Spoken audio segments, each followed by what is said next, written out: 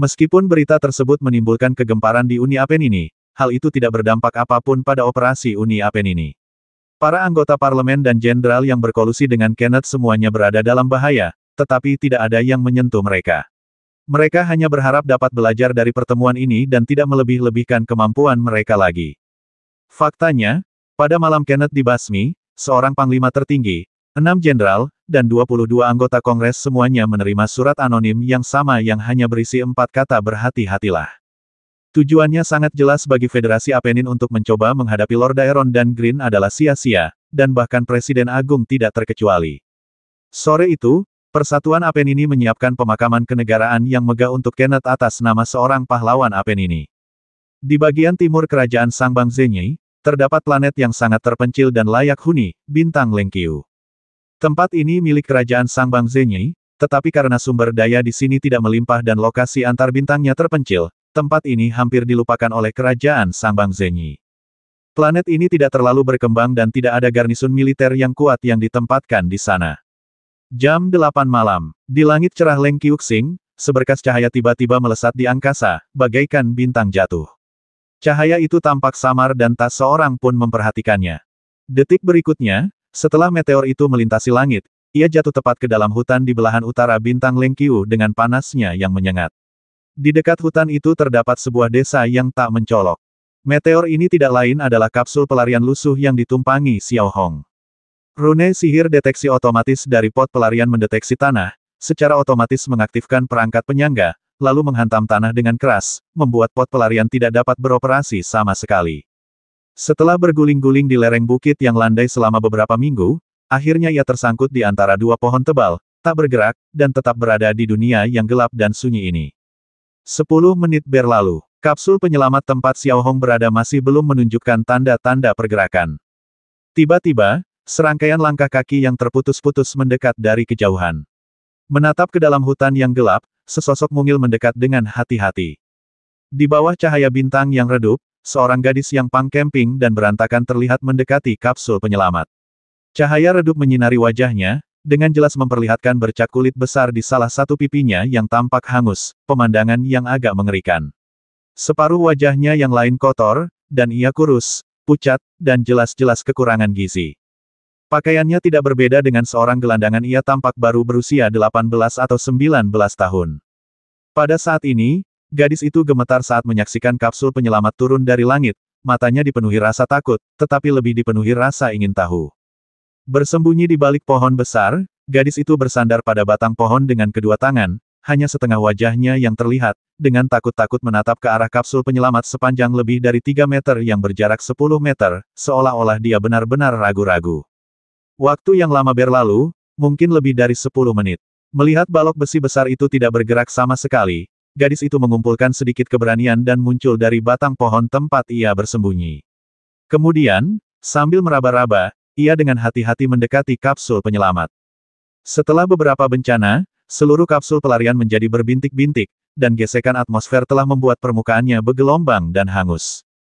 Karena Lengqiuxing terletak di daerah terpencil dan kerajaan Sangbang Zenyi terlalu malas untuk memperhatikannya, peradaban pola sihir di sini tidak terlalu maju, dan bahkan lebih sedikit yang diketahui tentang pot pelarian yang sangat maju ini. Setelah menyentuh pelan sekat pelarian, sensasi terbakar langsung mencapai ujung jari gadis itu, menyebabkan dia segera menarik kembali jari-jarinya. Namun, pada saat ini, pola sihir berbintik-bintik di kabin tiba-tiba menyala sedikit, dan kemudian seluruh kabin pelarian berbentuk pesawat ulang-alik perlahan terbuka. Detik berikutnya, kabin itu penuh dengan darah. Xiao Hong, mengenakan baju zirah pantang menyerah dan helm raja, terbaring di ranjang logam, dan masker oksigen di mulutnya hampir habis. Ah! Melihat Xiao Hong yang berlumuran darah dan dek kapsul penyelamat yang berlumuran darah, gadis itu tak kuasa menahan diri untuk berteriak. Wajahnya memucat, lalu secara naluriah ia lari ke arah asalnya, tubuhnya tenggelam dalam kegelapan. Beberapa menit kemudian, terdengar beberapa langkah kaki ringan lagi. Gadis itu berbalik lagi, tampak malu-malu. Dia datang ke sisi Xiao Hong dengan gemetar, dan perlahan mengulurkan tangannya yang gemetar, melepaskan alat suplai oksigen Xiao Hong yang hampir habis, meletakkan tangannya di depan hidung Xiao Hong, dan merasakan napasnya. Dan bernapas. Dengan penemuan ini, gadis itu melihat sekelilingnya seolah-olah dia ragu-ragu. Setelah jeda, gadis itu menatapnya lagi, seolah telah mengambil keputusan. Ia mengulurkan tangan kecilnya, mencengkeram bahu Xiao Hong erat-erat, lalu menarik tubuh Xiao Hong keluar dari kabin pelarian sedikit demi sedikit.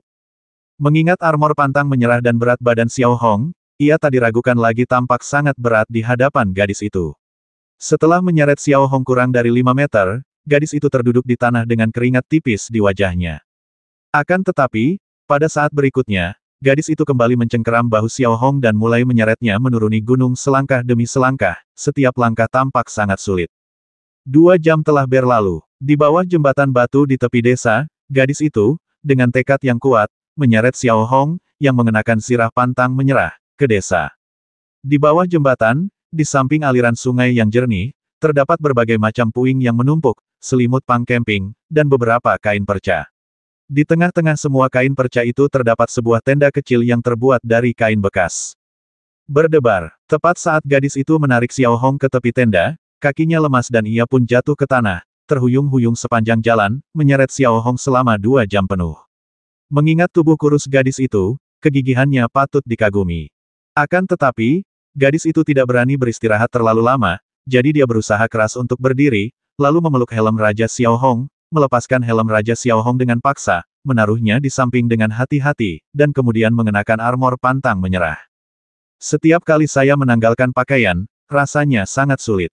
Saat baju zirahnya dilepas, rambut putih Xiao Hong terlihat jelas, bersama dengan bekas luka tebal di sekujur tubuhnya, terutama bekas luka di bahu dan pahanya, yang hampir seluruhnya tertusuk. Setelah melihat sekeliling, gadis itu segera berdiri dan mulai mengambil air bersih dari sungai.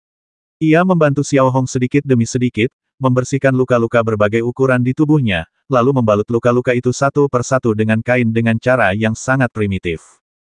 Gadis itu berbuat seperti itu seolah-olah ia tidak punya tujuan apapun, hanya karena belas kasih semata, tanpa ada pencemaran duniawi apapun. Setelah beberapa jam sibuk bekerja, waktu sudah menunjukkan paruh kedua malam. Gadis itu bersembunyi di pojok dan mengeluarkan kantong plastik yang diselipkan di balik pakaiannya. Di dalamnya terdapat 2 roti kukus yang sudah keriput. Dengan hati-hati ia mengambil satu, meringkuk di pojok, dan mulai memakannya. Adapun Xiao Hong yang diperban seperti mumi, dia hanya berbaring diam di samping aliran sungai yang gemericik. Faktanya, hanya ini yang bisa dilakukan gadis itu. Dia tidak memahami pengetahuan medis yang lebih mendalam. Sehari penuh berlalu, dan malam kembali tiba. Xiao Hong, yang berbaring di atas kasur yang terbuat dari selimut pang camping, tak kuasa menahan diri untuk menggerakkan bibirnya 2 kali. Kemudian, ia perlahan membuka matanya yang sayu, dan kilatan dingin terpancar saat matanya terbuka. Tatapan seperti ini bukanlah sesuatu yang bisa dimiliki orang biasa. Saat segala sesuatu di hadapannya berangsur-angsur menjadi lebih jelas, Xiao Hong merasakan sakit yang tak berujung menyapu seluruh tubuhnya. Xiao Hong terbatuk ringan 2 kali, pupil matanya mengamati sekelilingnya. Di mana tempat ini, neraka pikiran itu tanpa sadar terngiang di benak Xiao Hong. Tiba-tiba, mata Xiao Hong yang lemah menjadi waspada. Ia merasakan gerakan di sampingnya. Dari sudut matanya, ia samar-samar melihat bayangan gelap mendekatinya. Secara naluriah, kilatan tajam melintas di mata Xiao Hong. Mengabaikan rasa sakit di tubuhnya, ia bangkit dari tanah dan dengan cepat mengulurkan tangan, mencengkeram leher sosok yang mendekatinya bagai ular berbisa.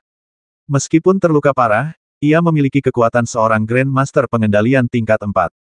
Setelah melalui perang neraka yang tak terhitung jumlahnya, lengan Xiao Hong sekuat baja bagi orang biasa.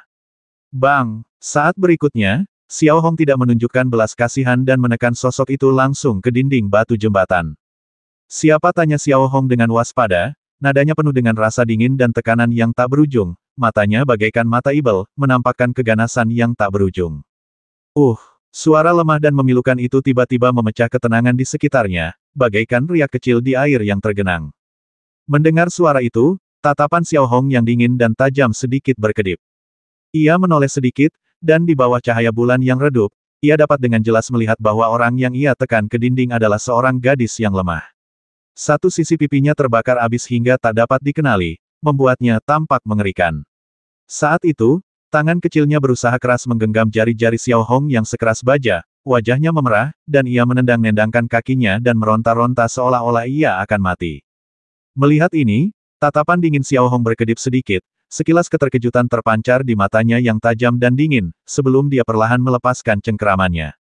Celepuk. Saat berikutnya, Gadis mungil dan lemah itu jatuh tepat di bawah pilar jembatan, sambil memegangi lehernya dan terbatuk-batuk hebat beberapa kali, tampak kesakitan. Sebaliknya, raut wajah Xiao Hong tetap dingin. Setelah menanggung pembantaian yang tak terhitung jumlahnya, pertempuran sengit, dan berbagai musibah, Xiao Hong menjadi acuh tak acuh terhadap apa yang disebut hubungan manusia dan urusan duniawi. Di mata Xiao Hong, yang ada hanyalah musuh dan rekan, tak ada yang lain. "Siapa, kau?" Xiao Hong melirik gadis itu dan bertanya, nadanya tanpa sadar mengandung aura seorang raja. Di sisi lain, gadis itu mendongak dan melirik wajah Xiao Hong yang muram dan dingin. Ia tak kuasa menahan diri untuk bergidik. Ia seperti kelinci yang ketakutan, wajahnya penuh ketakutan, dan ia meringkuk di sudut.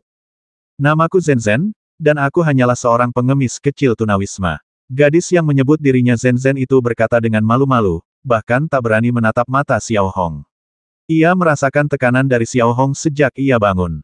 Melihat tingkah Zhen, Xiao Hong tak banyak bicara, hampir sepenuhnya mengabaikan semua yang dilakukannya. Ia menundukkan kepala sedikit dan melirik tubuhnya sendiri, yang ditutupi banyak helaian kain kecil, masing-masing dibungkus rapi, menunjukkan perhatian unik gadis itu. Namun, sesaat kemudian, tatapan Xiao Hong tiba-tiba berubah, dan tatapan waspada serta dingin kembali muncul. Di lehernya, selain liontin ksatria kerajaan, helm raja, sirah pantang menyerah, iman es, dan kantong rune sihirnya semuanya hilang. "Di mana barang-barangku?" Xiao Hong bertanya lagi, suaranya bergetar karena curiga. Di pojok, Zhen meringkuk di pojok, menatap Xiao Hong tanpa berani bergerak. Ia mengeluarkan beberapa kata dari tenggorokannya, lalu mengulurkan tangan kecilnya dan menunjuk. Mengikuti arah jari Zhen, Xiao Hong melihat barang-barangnya tersusun rapi di sudut, satu persatu. Ketika melihat helm raja, sirah pantang menyerah, dan iman es, Xiao Hong mengabaikan semuanya dan tiba-tiba berdiri, karena itulah senjatanya dalam pertempuran. Akan tetapi, saat Xiao Hong hendak berdiri, ia tiba-tiba merasakan mati rasa di kaki kanannya, diikuti oleh kelemahan, lalu ia terjatuh ke tanah lagi. Inilah konsekuensi dari terkena pola cahaya disorientasi Mohaton. Kekuatan kendali dibekukan. Pemadatan kekuatan kendali semacam ini mungkin tidak signifikan bagi orang biasa, tetapi sangat berbeda bagi seorang Grandmaster tingkat keempat. Pada saat ini, orang-orang mengandalkan kekuatan kendali dalam tubuh mereka tanpa batas untuk mengendalikan setiap gerakan mereka. Melihat Xiao Hong terjatuh ke tanah, Zhen yang sedang meringkuk di sudut ingin menolongnya, tetapi dia takut dan mundur kembali ke sudut, tidak berani bergerak. Xiao Hong tak terlalu mempedulikan Zhen. Menahan rasa sakit yang luar biasa dan berbagai ketidaknyamanan, ia bangkit dari tanah sekali lagi dan perlahan mendekati perlengkapannya. Armor pantang menyerah, helm raja, dan iman es semuanya masih utuh, dan semua rune sihir di dalam tas rune sihir masih ada. Dengan penemuan ini, Xiao Hong menghela napas lega. Kemudian, ia bersandar di pilar jembatan seolah-olah terjatuh, dan dengan susah payah, ia memasukkan barang-barang itu satu persatu ke dalam celah spasial sebelum mengikatkan kantong berpola sihir itu ke pinggangnya. "Kau pernah menyelamatkanku sebelumnya?" tanya Xiao Hong lemah setelah bersandar di tiang jembatan beberapa saat. Ia merasakan sakit di sekujur tubuhnya pegal dan lemah. "Ya, kemarin aku melihat sesuatu jatuh dari langit dan masuk ke hutan, lalu aku melihatmu terbaring di dalam benda besi," jawab Zhen hati-hati. "Terima kasih." Xiao Hong tidak menatap Zhen, menjawab dengan lembut, lalu membuka kantong pola ajaibnya, mengeluarkan pil penambah darah, dan menelannya. Seketika, ia merasakan aliran hangat mengalir di perutnya yang dingin. Lalu Xiao Hong mengeluarkan obat penyembuh dan merobek kain yang menutupi tubuhnya, menyembuhkan luka-lukanya, ada yang dalam dan ada yang dangkal, sedikit demi sedikit. Melihat cahaya hijau terbentuk di tangan Xiao Hong dan lukanya sembuh dengan kecepatan yang terlihat, Zhen berkedip, ketakutannya bercampur dengan keterkejutan. Di desa terpencil ini, atau bahkan di planet terbelakang ini, pola pengobatan biasanya hanya tersedia bagi para bangsawan dan selebritas. Bagi seorang pengemis miskin dan kesepian seperti dia, pola pengobatan adalah barang mewah. Dentang, tepat ketika mata Zhen menunjukkan keterkejutan, ia menatap Xiao Hong lagi. Entah bagaimana, Xiao Hong telah mengeluarkan bilah es di tangannya. Ia mengaduknya di luka di bahunya dan akhirnya mengeluarkan sepotong logam dari luka tersebut. Potongan logam itu jatuh ke permukaan batu dan menimbulkan serangkaian suara nyaring. Kemudian Xiao Hong mulai menggunakan rune penyembuhan lagi untuk menyembuhkan lukanya sedikit demi sedikit. Tindakan tersebut tidak berarti apa-apa bagi Xiao Hong, tetapi membuat kulit kepala Zhen geli. Tak lama kemudian, Xiao Hong telah pulih sebagian besar lukanya, lalu kembali bersandar di tiang jembatan. Bagi Xiao Hong, cedera terbesarnya adalah kekuatan kontrol yang mengeras di kaki kanannya. Namun, setelah sedikit menggerakkan kekuatan kontrolnya, kekuatan kontrol yang mengeras itu tampak mencair, menunjukkan bahwa masalahnya tidak serius, hanya butuh waktu untuk pulih. Dengan penemuan ini, Xiao Hong merasa sedikit lega. Kau mau? Saat itu, suara renyah Zhen Zhen kembali terdengar di telinga Xiao Hong. Xiao Hong menoleh sedikit dan melihat Zhen Zhen sedang memegang roti kukus yang keriput di tangannya, yang dengan hati-hati diserahkannya kepadanya. Melihat makanan itu, Xiao Hong, yang kelaparan setelah pertempuran sengit, ragu sejenak sebelum mengambil bakpao keriput yang entah sudah berapa hari didiamkan. Namun, bahkan dalam keadaan seperti itu, Xiao Hong tetap mengendusnya untuk memastikan tidak ada racun sebelum menggigitnya. Namun, tepat ketika Xiao Hong sedang makan, ia tiba-tiba merasa ada yang tidak beres. Ia menoleh sedikit dan melihat Zhen Zhen berjongkok di sudut, mengerucutkan bibirnya, dan menatapnya dalam diam. Kenapa kamu tidak makan? Begitu Xiao Hong mengatakan ini, raut wajahnya sedikit berubah. Ia melihat Zhen Zhen sedang memegang kantong plastik kosong di tangannya yang kecil dan kurus. Apa yang dilambangkan oleh pemandangan ini sudah jelas itulah satu-satunya roti kukus milik Zhen Zhen. Dia mengarahkannya ke tangannya sendiri lagi. Roti kukus di tangannya kini kurang dari sepertiga penuh. Setelah menemukan hal ini, Xiao Hong merenung sejenak, lalu berkata, "Tunggu aku." Setelah berkata demikian, Xiao Hong melahap semua bakpao ke dalam mulutnya, lalu menyeret tubuhnya yang lemah untuk berdiri dan perlahan berdiri. Ia kemudian terlatih-tatih menuju bagian luar lengkungan jembatan. "Ke mana kau mau pergi?" Zhen Zhen bertanya dengan hati-hati saat melihat Xiao Hong menyeret tubuhnya yang lemah untuk berdiri.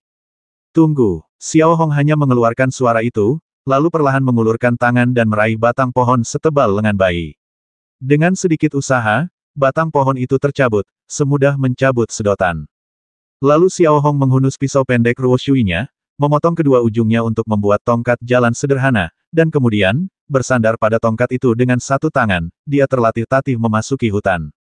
Di dalam lengkungan jembatan, hanya Zhen Zhen yang tersisa, matanya dipenuhi kebingungan. Namun, hanya sekitar 10 menit kemudian, ketika Xiao Hong kembali, ia memegang seekor burung pegar liar, lehernya terpelintir. Di bawah ketiaknya terdapat sebatang pohon mati, setebal mangkuk, tetapi tidak terasa berat baginya. Bersembunyi di samping tenda, Zhen Zhen mengamati serangkaian aksi Xiao Hong mencabut pohon dengan satu tangan dan memegang batang pohon sepanjang beberapa meter tanpa merasakan beban apapun. Kemampuan super ini membuat matanya takjub. Namun, ketika ia melihat Xiao Hong mendekat lagi dan merasakan aura dinginnya, Zhen Zhen kembali meringkuk di sudut. Namun, ketika ia menyadari bahwa Xiao Hong tampaknya tidak menunjukkan banyak permusuhan, tatapannya menjadi sedikit lebih hidup. Mengabaikan tatapan Zhen Zhen, Xiao Hong dengan hati-hati meletakkan tongkat kayu sederhana itu, lalu bersandar di pilar jembatan, tampak sangat lemah. Ia kemudian mengulurkan tangannya yang tampak lemah dan lapuk, dengan santai mematahkan kayu tebal dan layu itu menjadi beberapa bagian, lalu merobek setiap bagian menjadi beberapa potongan. Akhirnya, ia menumpuk potongan-potongan itu dan, hanya mengandalkan kekuatannya untuk menghasilkan suhu tinggi, menyalakan api unggun. Zhen Zhen, yang duduk di sudut, memperhatikan Xiao Hong, yang tetap diam dan sibuk dengan tugasnya sendiri, sedikit kejutan terpancar di matanya. "Maaf, apakah Anda seorang kusir?" tanya Zhen Zhen dengan takut-takut, nadanya penuh selidik dan kehati-hatian. Xiao Hong tidak menunjukkan niat untuk menjawab pertanyaan itu, dan meneruskan pekerjaannya, mencabuti bulu burung pegar, mengeluarkan andalamnya, dan kemudian langsung menaruhnya di atas api untuk mulai memanggangnya. "Kalau kau diam saja, ya sudahlah. Kau sungguh luar biasa. Ada seseorang di kota Xiaolong yang telah mencapai tingkat master. Kudengar dia sudah menjadi perwira militer. Bahkan wali kota Xiaolong memperlakukannya dengan sangat hormat dan tidak berani menyinggungnya dengan mudah. Setiap kali dia kembali, dia sangat mengesankan." Zhen Zhen melanjutkan dengan suara rendah. Di mana tempat ini? Xiao Hong sama sekali mengabaikan kata-kata Zhen Zhen dan bertanya langsung, nadanya masih dingin. Itu desa Sidong, hanya sekitar 2 kilometer dari kota Xiaolong, kata Zhen Zhen hati-hati. "Aku tidak bertanya tentang desa ini, tapi tentang planet ini. Apa namanya?" tambah Xiao Hong.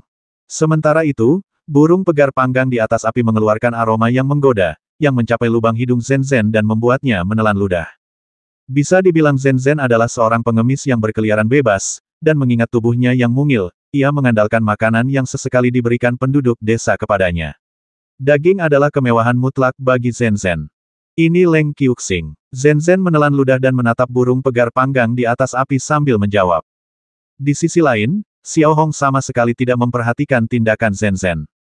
Ia sudah mengamatinya sekilas dan menyadari bahwa Zhen sama sekali tidak memiliki kemampuan bertarung dan hampir tidak menimbulkan ancaman.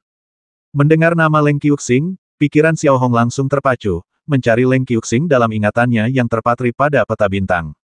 Ini kerajaan Sang Bang Zenyi. Setelah beberapa saat, Xiao Hong bergumam pada dirinya sendiri, pikirannya tanpa sadar tergerak. Xiao Hong tak pernah menyangka akan memasuki wilayah musuh bebuyutannya tanpa menyadarinya. Ya, ini kerajaan Sang Bang Zenyi. Ada apa, tanya Zhen dengan heran.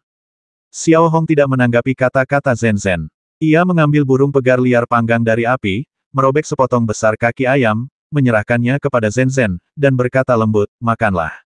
Zhen melirik Xiao Hong, lalu melirik paha ayam yang disodorkan Xiao Hong, yang aromanya begitu lezat. Ia mengerucutkan bibir, lalu akhirnya mengulurkan tangan mungilnya yang kurus, meraih paha ayam itu, dan mulai melahapnya dalam gigitan besar, menelannya beberapa kali. Adapun Xiao Hong, dia hanya melirik sekilas ke arah penampilan Zhen yang menyedihkan, tidak berkata apa-apa, merobek kaki ayam lainnya dan meletakkannya di sebelah Zhen, lalu mulai memakan bagian ayam lainnya dalam gigitan besar. Setelah makan ayam, Xiao Hong akhirnya merasakan kehangatan di perutnya, dan kondisi tubuhnya yang lemah sedikit membaik. Kemudian, Xiao Hong bersandar di sisi dermaga jembatan, diam-diam memandangi bintang-bintang yang terang di langit malam dan dunia yang sunyi ini. Apakah kalian semua baik-baik saja? Xiao Hong bergumam pada dirinya sendiri, tatapannya dipenuhi kelembutan dan dingin. Saat membayangkan penampilan Mohaton, Xiao Hong mengepalkan tinjunya yang penuh luka erat-erat. Kebencian masih menjalar di hati Xiao Hong, dan dendam membara di hatinya. Xiao Hong bersumpah untuk membalas dendam dan akan kembali. Klik, tepat saat Xiao Hong sedang memikirkan hal ini, sebuah suara pelan tiba-tiba terdengar dari samping telinganya. Ia menoleh dan melihat Zhen sudah berjongkok di sampingnya, dengan hati-hati mendorong cangkir besi yang pecah dan penyok di sebelahnya. Uap mengepul dari cangkir besi itu hanya secangkir air mendidih.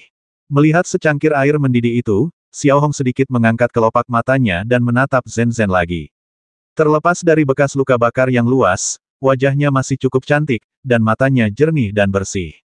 Sejernih anak Lord Daeron, murni dan tak bercacat, tanpa sedikit pun noda. Terima kasih. Xiao Hong mengalihkan pandangannya, mengambil cangkir besi, dan menyesapnya 2 kali. Ia langsung merasakan aliran hangat mengalir di sekujur tubuhnya. Perasaan ini bahkan lebih murni dan alami daripada pil penambah darah. Hanya secangkir air matang sederhana. Seketika, saraf Xiao Hong yang tegang mengendur, dan di malam yang agak dingin ini, Xiao Hong bahkan merasa seperti terlahir kembali. Zhen, yang berdiri di samping, tidak mengganggu Xiao Hong. Ia berjongkok diam-diam di sampingnya, mengambil cangkir besi besar, dan meneguk isinya dalam tegukan besar tanpa gangguan sedikitpun. Tidak seorang pun tahu berapa lama waktu berlalu, namun Xiao Hong yang sangat lemah pun tertidur lelap. Dalam tidurnya, wajah Mohaton terus berkelebat di depan mata Xiao Hong, diikuti oleh pelayan pribadinya, naga es, yang kini hancur berkeping-keping di hadapannya. Kemudian datanglah Nilo, menutup pintu darurat dan menatapnya dengan ekspresi itu. Mohaton kembali mengejar Xiao Hong, dan kabut hitam perlahan menyelimuti Xiao Hong. Xiao Hong mencoba melawan, tetapi ia justru merasa sangat tidak nyaman. Berdebar, ketika Xiao Hong terbangun kaget dan duduk, seluruh tubuhnya bersimbah keringat, dan sorot matanya dipenuhi dengan keganasan yang tak berujung. Itu hanya mimpi. Xiao Hong bergumam pada dirinya sendiri. Lalu ia mengusap wajahnya beberapa kali dengan kuat. Hari sudah cukup gelap, dan pagi telah tiba. Zhen sudah berada di samping Xiao Hong, memegang secangkir sup hangat yang terbuat dari tulang ayam kemarin. Xiao Hong mengulurkan tangan dan menyesap beberapa suap sup hangat, yang sedikit menenangkannya. Kemudian, ia perlahan bangkit, mengambil tongkat kayu sederhana, dan bersiap untuk pergi. Xiao Hong tidak ingin duduk di sini dan menunggu kematian, ia juga tidak ingin membiarkan musuhnya pergi. Niat membasmi langsung muncul dari tubuh Xiao Hong. Mau kemana lukamu sepertinya belum sembuh. Melihat Xiao Hong ingin pergi, Zhen berdiri sedikit, tampak agak malu-malu. Ia terus menggosok ujung bajunya yang pangkemping dengan 2 jari, bahkan ada sedikit keengganan di matanya.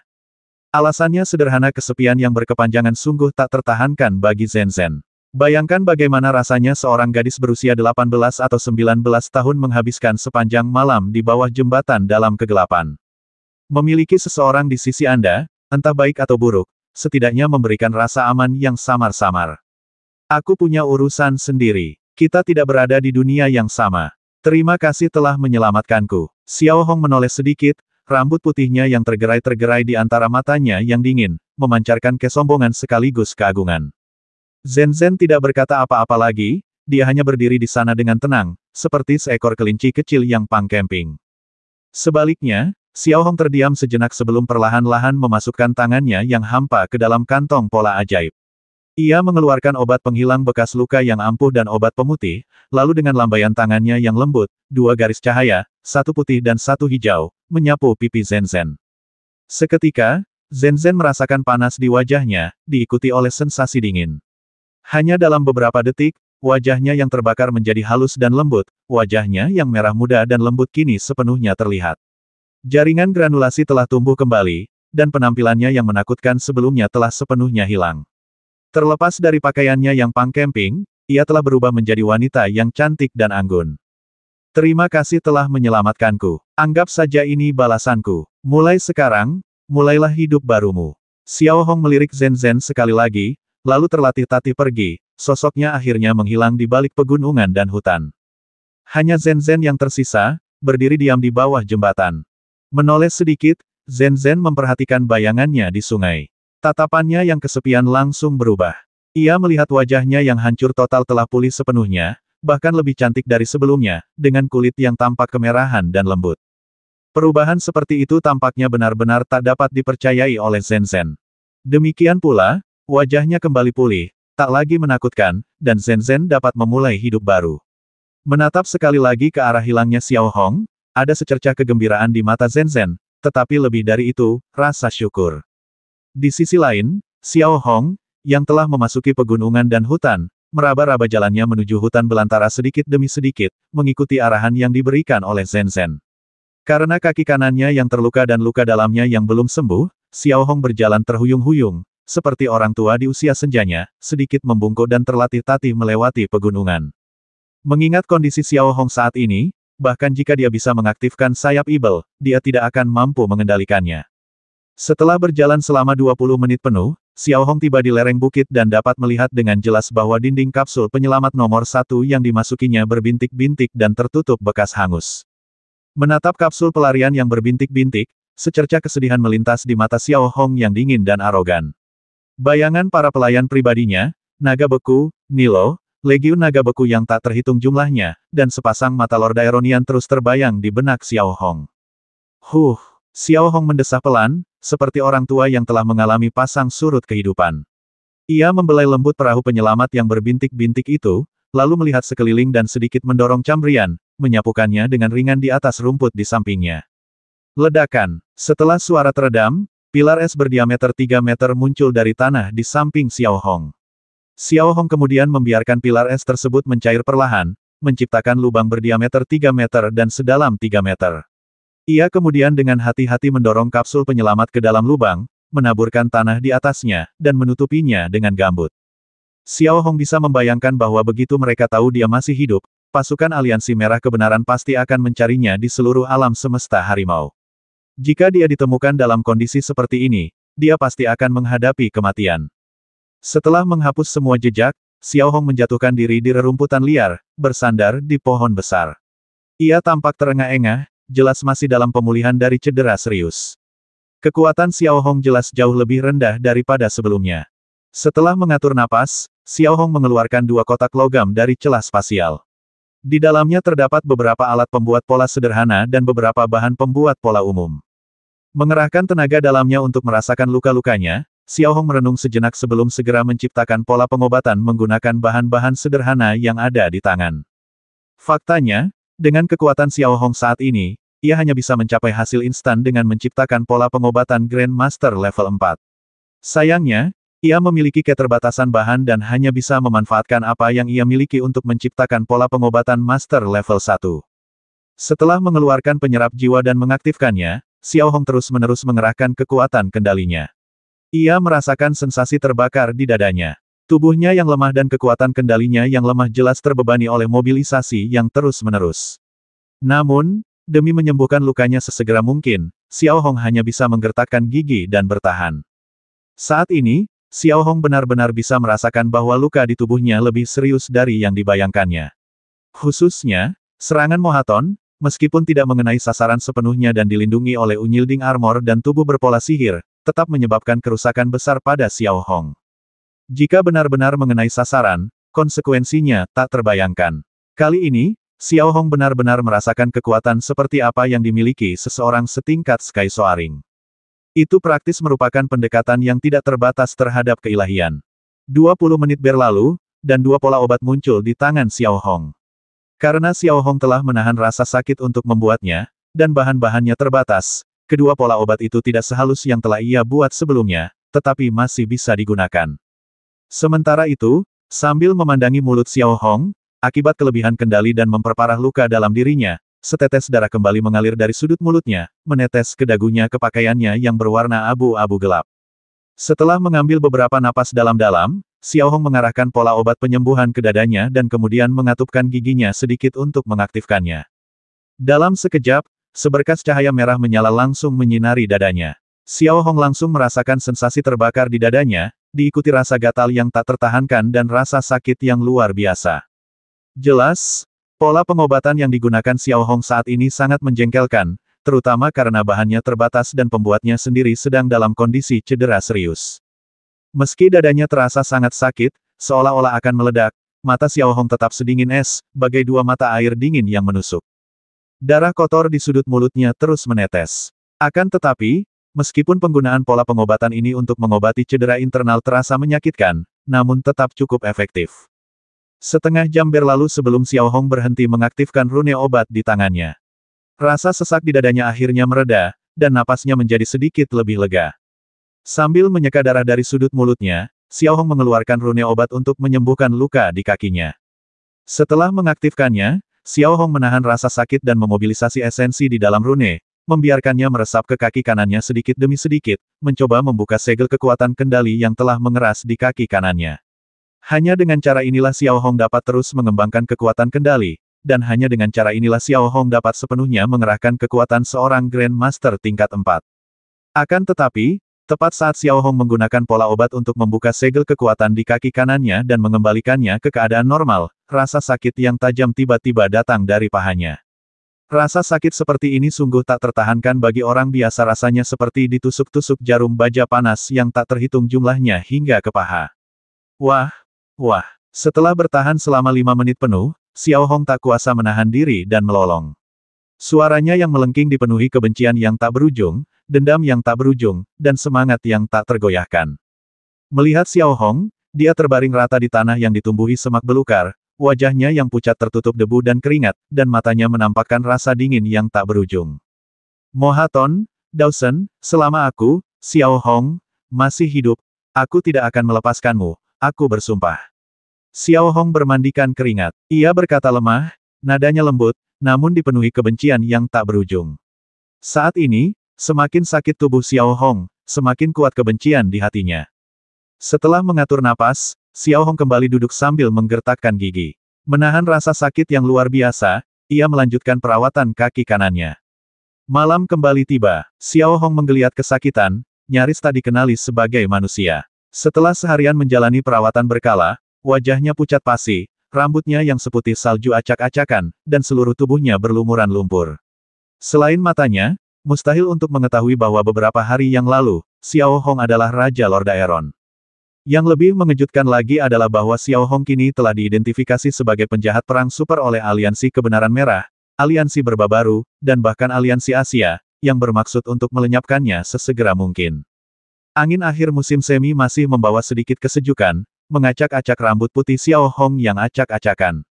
Xiao Hong meringkuk di batang pohon, rumput-rumput liar di sekitarnya terinjak-injak oleh tubuhnya yang sakit. Berlumuran lumpur, ia menatap langit dalam diam, bagaikan raja binatang buas yang lemah. Ada juga 7 atau 8 biji buah liar yang digerogoti di sampingnya. Setelah entah berapa lama, Xiao Hong bersandar di batang pohon dan tertidur. Dalam benaknya, wajah Mohaton dan pertempuran brutal itu masih terbayang jelas, tak ada yang lain. Hal ini membuat Xiao Hong terbangun dari tidurnya berulang kali.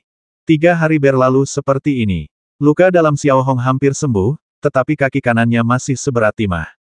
Meskipun ia telah menerima perawatan dan sebagian kecil kekuatan kendali di kaki kanannya telah kembali normal, Xiao Hong sudah menjadi Grandmaster tingkat 4, dan kekuatan kendali di tubuhnya sudah sangat besar. Membuka segelnya sepenuhnya bukanlah sesuatu yang bisa dilakukan dalam semalam. Tanpa bahan-bahan berkualitas tinggi untuk membuat pola pengobatan, akan membutuhkan waktu setidaknya 3 hingga 5 bulan. Rasa sakit luar biasa yang dideritanya selama perawatan beberapa hari terakhir, ditambah dengan banyaknya darah busuk yang dibatukkannya, telah menggerogoti tubuh Xiao Hong yang memang sudah melemah. Sambil menggenggam tongkat kayu sederhana itu, Xiao Hong perlahan berdiri, tubuhnya sedikit bergoyang. Ia memandang ke bawah gunung, ke arah desa Sidong yang jauh dan kota Xiaolong yang samar-samar terlihat. Sepertinya aku perlu mencari tempat tinggal bersama orang-orang untuk sementara waktu, gumam Xiao Hong dalam hati. Saat ini, tugas Xiao Hong yang paling mendesak, selain menyembunyikan identitasnya dan melindungi dirinya sendiri, adalah menyembuhkan luka-lukanya secepat mungkin, mencari kemajuan, lalu mencoba menemukan orang-orang Lord Daeron yang hilang dan mencari kesempatan untuk kembali. Sambil memikirkan hal itu, Xiao Hong, sambil bersandar pada tongkatnya, berjalan goyah menuruni gunung selangkah demi selangkah. Sesampainya di gapura jembatan tempat Zhen dulu tinggal, Xiao Hong melihat Zhen sudah tidak ada lagi. Kemana ia pergi tidak diketahui. Luka di wajahnya telah sembuh total, dan dengan ketekunannya, ia seharusnya bisa memulai hidup baru, setidaknya tidak seperti sekarang. Berdiri di tepi sungai dan memandangi gapura, Xiao Hong, bersandar pada tongkatnya, menyeberangi jembatan batu kuno dan memasuki desa. Karena letaknya yang dekat dengan Xiaolongcheng, Desa Sidong bukanlah tempat yang miskin dan terpencil. Desa ini dihuni ratusan rumah tangga, dan toko-toko kecil bertebaran sembarangan di kedua sisi jalan yang terbuat dari tanah kuning. Jalanan tidak terlalu ramai, tetapi juga tidak sepi. Penduduk desa yang membawa cangkul datang silih berganti, anak-anak terus keluar masuk berbagai toko kelontong, dan di samping restoran-restoran kecil, pria-pria berbadan tegap dan berkulit kasar menenggak minuman keras, sementara sesekali suara keras perempuan desa terdengar dari halaman. Sebaliknya, Xiao Hong, dengan rambut putihnya, tampak tidak pada tempatnya di lanskap pedesaan ini. Sebenarnya, Xiao Hong sudah mulai merasa agak asing dengan pemandangan ini. Benar, dulu di Provinsi Langit, Xiao Hong sering pergi ke desa-desa, tetapi ia melakukannya sebagai seorang raja, atau setidaknya sebagai kepala prefektur, yang agung dan berkuasa. Namun kini, Xiao Hong tampak seperti orang biasa, seorang pengungsi. Xiao Hong melirik ke jalan dan melihat roti panas mengepul baru saja keluar dari pengukus. Ia tak kuasa menahan rasa kosong yang mendalam di perutnya. Beberapa hari terakhir ini, di gunung, Xiao Hong hampir tak makan apapun selain buah-buahan liar. Rasa sakit itu membuatnya kehilangan selera berburu, dan tubuhnya yang lemah membutuhkan nutrisi tambahan. Namun, ketika Xiao Hong menggeledah sakunya, ia tidak menemukan satu koin tembaga pun. Ya, ia memang punya koin emas, tetapi dikeluarkan oleh Provinsi Langit dan sama sekali tidak bisa digunakan. Ini tidak mengherankan. Mengapa Raja Lord Daeron perlu membawa uang saat pergi? Untuk sesaat, Xiao Hong tidak dapat menahan tawa getirnya, akhirnya mengerti apa artinya bagi seekor burung phoenix yang telah kehilangan bulunya menjadi lebih buruk dari seekor ayam. Tiba-tiba pada saat itu, Xiao Hong merasakan nyeri tajam di pahanya tanpa peringatan, menyebabkan dia sedikit mengerutkan kening dan membungkuk seolah-olah dia menahannya. Penduduk desa yang lewat semua memandang pria berambut putih Pang Kemping itu dengan tatapan aneh. Ini juga merupakan ciri khas desa tersebut. Karena relatif terisolasi, penduduk desa saling mengenal meskipun tidak saling kenal. Jadi, ketika ada orang asing yang tiba-tiba muncul, wajar saja jika mereka menarik perhatian. Demikian pula ketika penduduk desa ini memandang Xiao Hong, kesan pertama mereka adalah bahwa ia adalah orang luar yang tunawisma. Tuan rambut putih. Tepat saat Xiao Hong tengah menahan rasa sakit yang luar biasa, sebuah suara renyah tiba-tiba memasuki telinganya, yang membuatnya merasa agak familiar. Xiao Hong menoleh sedikit, dan melihat Zhen berdiri di pintu masuk sebuah restoran kecil di jalan. Pakaiannya yang Pang Kemping telah digantikan oleh celemek merah muda ketat, membuatnya tampak seperti seorang pelayan. Dia melambaikan tangan dengan penuh semangat ke arah Xiao Hong, lalu bagaikan seekor kelinci merah muda, dia melesat ke sisinya dan mengulurkan tangan kecilnya untuk memegang lengannya. Tuan rambut putih, apakah Anda baik-baik saja? Tanya Zhen dengan khawatir. Tidak apa-apa, jawab Xiao Hong singkat, namun keringat tipis sudah membasahi dahinya. Hei, Xiao Zhen, kamu bicara dengan siapa? Tepat saat itu, seorang wanita parubaya tiba-tiba muncul di restoran kecil itu. Ia agak gemuk, dengan rokok murah yang masih setengah dihisap di mulutnya, tangannya sedikit dipinggul, dan ia menatap Xiao Hong dengan wajah tegas, bertingkah seperti istri bos. Bibi, dia temanku. Zhen menatap wanita parubaya itu dan berkata dengan takut-takut, nadanya sangat lembut dan penuh ketakutan. Teman wanita parubaya itu mengamati Xiao Hong dari atas ke bawah dengan waspada. Ia berpakaian pang camping, rambutnya acak-acakan, dan ada noda darah di sudut-sudut bajunya. Zhen, karena kamu kerja serabutan di rumahku, aku yang bertanggung jawab. Akhir-akhir ini, banyak penipu yang mengincar gadis-gadis muda, jadi kamu harus hati-hati. Sebelum wanita parubaya itu bisa menyelesaikan kalimatnya, Xiao Hong sudah sedikit menoleh, tatapannya yang sangat dingin tertuju padanya, dan pada saat yang sama, aura tekanan muncul dari tubuhnya. Tatapan dan aura seperti itu membuat wanita parubaya itu langsung merinding. Ia merasakan hawa dingin menjalar di hatinya, membuatnya menelan kembali kata-kata yang hendak diucapkannya. Wanita parubaya itu bereaksi cepat, menoleh ke arah restoran dan berteriak, "Dok Ek, kau mencuri makanan lagi. Sudah berapa kali kukatakan padamu untuk menjaga mulutmu, percayalah, aku akan mengusirmu besok." "Oh, bukankah ini Tuan Li Anda tamu langka, silakan masuk." Selama sesaat, wanita parubaya yang berdiri di pintu itu memiliki wajah yang menyerupai toko ekspresi yang beraneka ragam, kadang-kadang menatap orang dengan pandangan dingin, dan kadang-kadang memuja mereka. "Tuan rambut putih, tolong jangan dendam pada wanita tua itu. Meskipun dia agak jahat, dia orang yang sangat baik. Dia melihat saya sendirian dan mengizinkan saya bekerja sebagai asisten di restorannya. Dia memberi saya makanan dan penginapan, dan saya bahkan mendapat 20 koin tembaga sehari," bisik Zhen kepada Xiao Hong. Ketakutan di matanya telah jauh memudar karena dia tahu betul bahwa dia bisa keluar dari kesulitannya sepenuhnya berkat kebaikan Xiao Hong. "Ngomong-ngomong, Tuan rambut putih, sepertinya Anda sedang tidak enak badan. Bagaimana kalau Anda beristirahat di tempat saya sebentar?" Zhen melanjutkan, dan tanpa basa-basi lagi, ia membantu Xiao Hong berjalan ke sisi restoran. Xiao Hong tidak menolak. Sebenarnya, Xiao Hong sangat membutuhkan tempat untuk beristirahat dan memulihkan diri. Tubuhnya yang lemah seakan tak sanggup lagi menahan tubuhnya yang terus-menerus berguling-guling. Pada saat ini, Xiao Hong merasakan sakit yang amat sangat, baik secara mental maupun fisik. Kediaman Zhen terletak di halaman belakang restoran. Rumah itu sangat sederhana, dengan tanah beralas batu bata kasar, tanah terbuka, jendela kayu lapuk, dinding berbintik-bintik mulai runtuh, dan langit-langit ditutupi koran. Begitu masuk ke dalam, tercium bau apek samar-samar. "Disinilah aku tinggal sekarang, bukankah hebat? Aku cukup puas." Zhen mengangkat kepalanya, menatap Xiao Hong, dan wajahnya penuh kebanggaan, seolah-olah ia sedang memamerkan rumah besarnya. Bagi Zhen, ia merasa puas selama ia tidak harus tidur di bawah jembatan. "Lumayan," jawab Xiao Hong acuh tak acuh, tubuhnya gemetar tak terkendali. Jelas, Xiao Hong sedang sangat lemah saat ini. "Tuan rambut putih, Anda terlihat kurang sehat saat ini. Bagaimana kalau istirahat sebentar?" kata Zhen, sambil dengan hati-hati membantu Xiao Hong ke tempat tidur kayu sederhana. Ia dengan lembut membantunya duduk, lalu memberi isyarat agar Xiao Hong menunggunya sebelum bergegas keluar. "Siapa sebenarnya yang kau bawa kembali?" Sesaat kemudian, suara wanita parubaya itu terdengar lagi dari luar pintu, "Dia, temanku." Suara Zhen sampai ke telinga Xiao Hong. "Teman Zhen, karena kau datang bekerja untukku, aku harus bertanggung jawab atas dirimu. Aku sarankan kau jangan merayu pria-pria licik itu. Kau masih muda, kau harus tahu cara mencintai diri sendiri. Jangan seperti Bibi Zhang tetangga, yang selalu selingkuh dari suaminya." Suara cerewet wanita parubaya itu terus terngiang di telinga Xiao Hong. "Saya mengerti, Bibi, jangan khawatir. Oh, ngomong-ngomong, siapa sebenarnya pria itu?" "Dia sepertinya bukan orang baik," lanjut wanita parubaya itu. "Aduh, Bibi, sudah kubilang, dia bukan orang jahat, hanya gelandangan yang banyak membantuku dulu. Sekarang dia dalam kesulitan, sudah sepantasnya aku membantunya."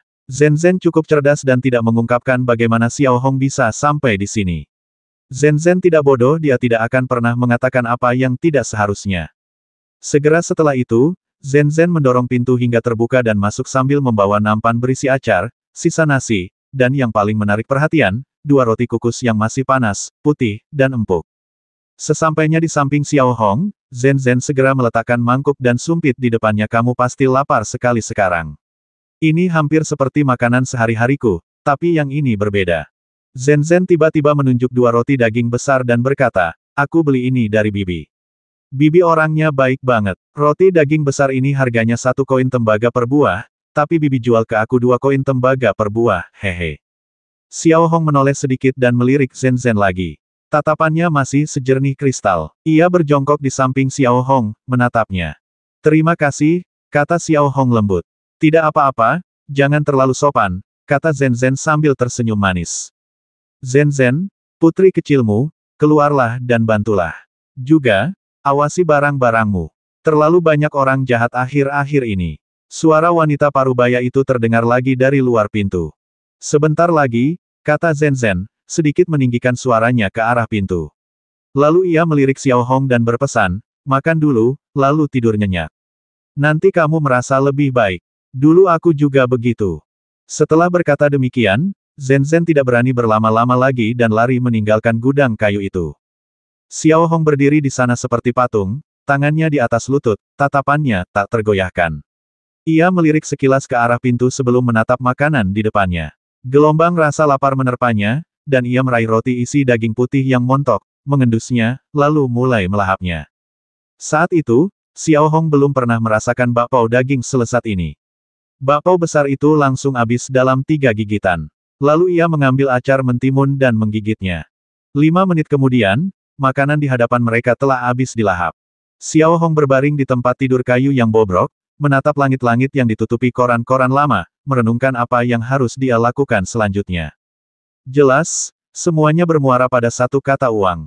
Mengobati lukanya membutuhkan uang, menumbuhkan kekuatannya membutuhkan uang, dan Xiao Hong tidak mungkin terus-terusan terkurung di gudang kayu ini. Xiao Hong memiliki banyak cara untuk menghasilkan uang, tetapi memperoleh sejumlah besar koin emas tanpa mengungkapkan identitasnya atau menarik perhatian bukanlah tugas yang mudah. Dia tidak tahu berapa banyak waktu telah berlalu atau berapa lama dia telah berpikir, tetapi Xiao Hong yang sangat kelelahan sekali lagi tertidur.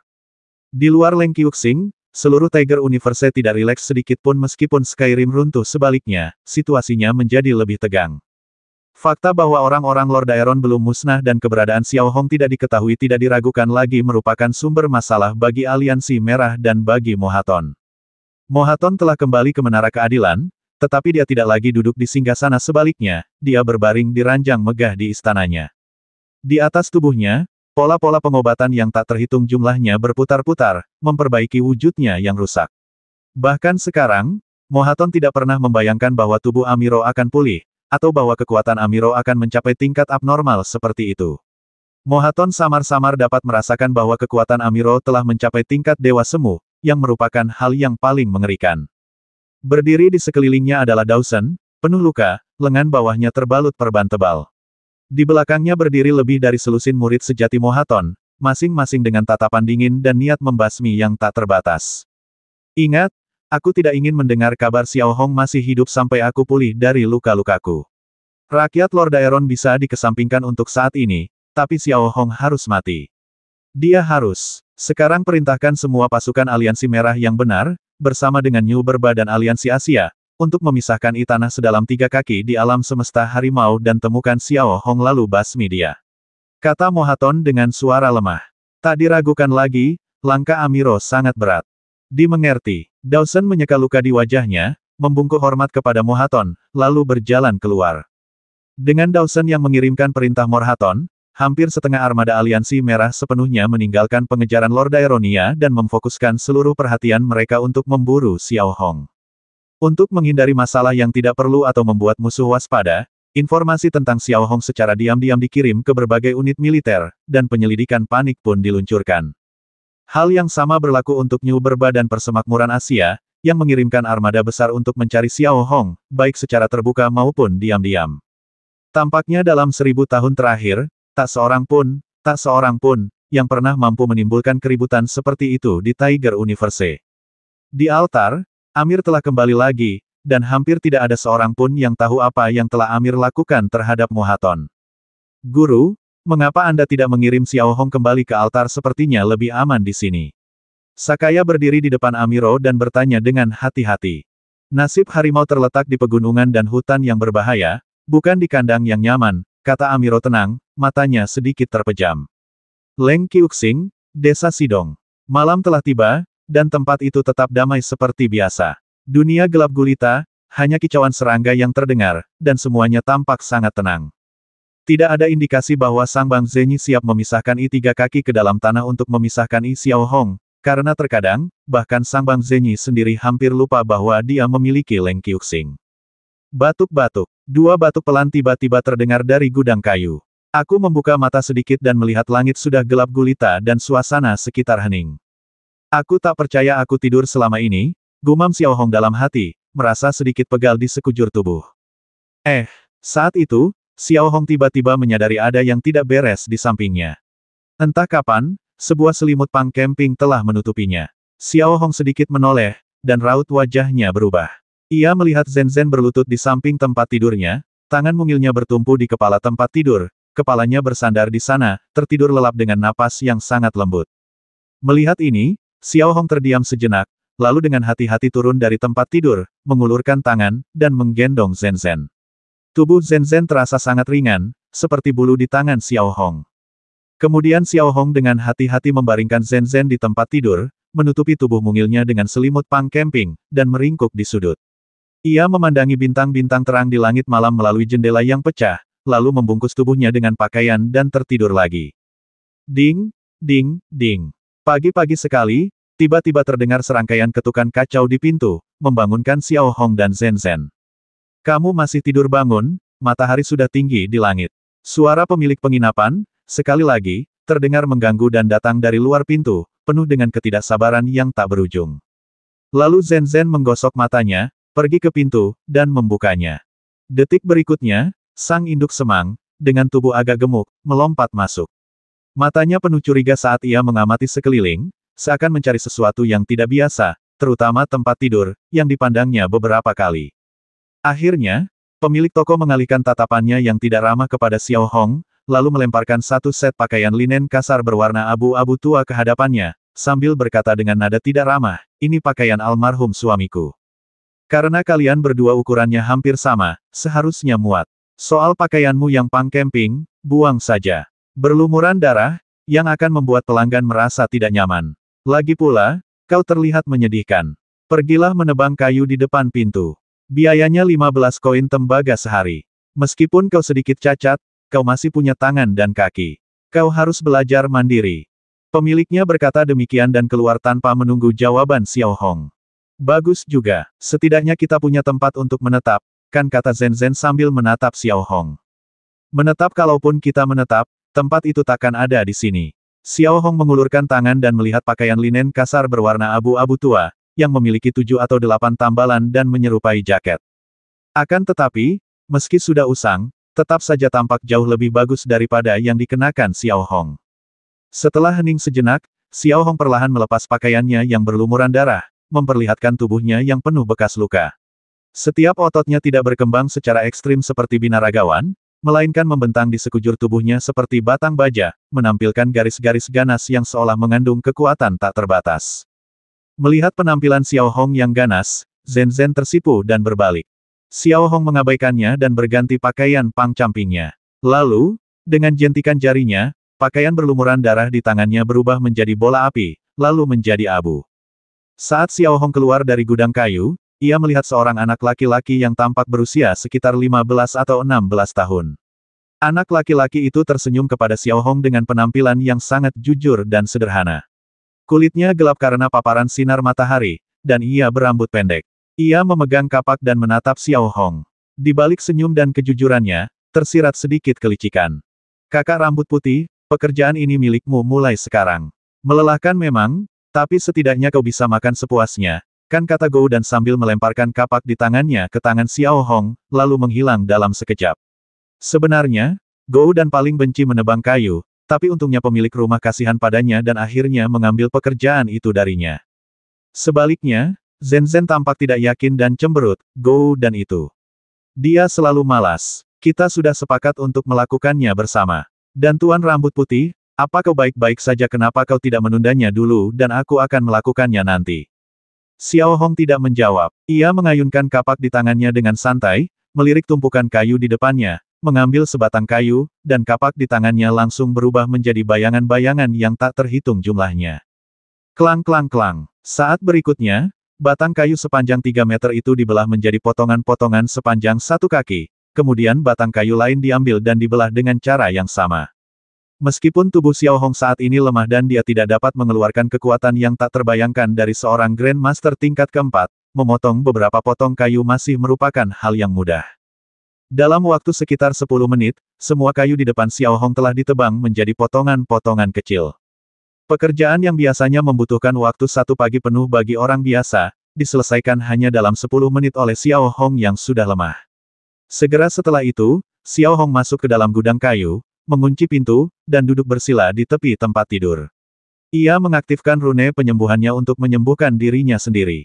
Di saat yang sama, rasa sakit yang tak tertahankan kembali menjalar di kaki kanannya. Menghadapi hal ini, Xiao Hong hanya bisa mengertakkan gigi dan bertahan. Ia sudah memutuskan bahwa ia harus menemukan cara untuk mendapatkan bahan obat yang cukup untuk menciptakan pola pengobatan yang lebih baik. Masalah inti semua ini bermuara pada satu kata uang. Demikian pula, Xiao Hong juga terus-menerus merenungkan pertanyaan ini, bagaimana dia bisa mendapatkan lebih banyak uang dan ramuan obat berkualitas tinggi tanpa terlalu banyak mengungkap dirinya. Tepat saat Xiao Hong sedang berusaha keras menyembuhkan luka-lukanya di kamarnya, sang induk semang terlihat lagi, menggendong Gou dan di telinga, dan memasuki halaman sekali lagi. Orang menyebalkan kecil, kerjamu cuma bermalas-malasan. Apa yang baru saja kukatakan menebang kayu butuh 2 orang. Kalau kulihat kau melakukannya lagi. Sebelum pemilik rumah sempat menyelesaikan kalimatnya, ia melangkah ke halaman belakang dan membeku. Yang ia lihat hanyalah halaman belakang yang tadinya dipenuhi tumpukan kayu, kini telah ditebang habis dan berserakan. Ini, pemiliknya tertegun sejenak. Bahkan pria yang kuat pun butuh setidaknya 1 pagi untuk mengolah kayu sebanyak itu, tetapi baru 10 menit berlalu. Bukan hanya pemiliknya, bahkan Gou Dan yang sedang dipegangi telinganya oleh pemiliknya sambil memamerkan giginya, benar-benar tercengang ketika melihat kayu yang dipotong di depannya. Ini, bagaimana ini mungkin? Gou Dan berkedip dan bergumam pada dirinya sendiri. Tumbuh besar di desa Sidong, Gou Dan belum pernah melihat orang membelah kayu seberat 1 yard hanya dalam 10 menit. Bahkan pria bertubuh besar dan bergigi tonggos dari timur desa pun tak mampu melakukannya. Siapa sebenarnya gelandangan itu? Itulah yang pertama kali terlintas di benak pemilik toko. Dari tatapan mata Xiao Hong saat ia tiba, ia merasa rambut putih itu tidak biasa. Setelah melirik sekali lagi ke arah pintu gudang kayu yang tertutup rapat, pemilik rumah itu dengan hati-hati mendekat dan mengetuk pelan 2 kali. Saat itu, Xiao Hong sedang duduk bersila di atas ranjang kayu, wajahnya dipenuhi rasa sakit yang tertahan. Mendengar ketukan itu, Xiao Hong membuka matanya, dan kilatan dingin kembali melintas di matanya. Lalu Xiao Hong perlahan bangkit dan membuka pintu. Melihat tatapan mata dingin Xiao Hong dan auranya yang mencekam sekali lagi, secercah ketakutan melintas di wajah pemilik toko yang bertampang garang itu.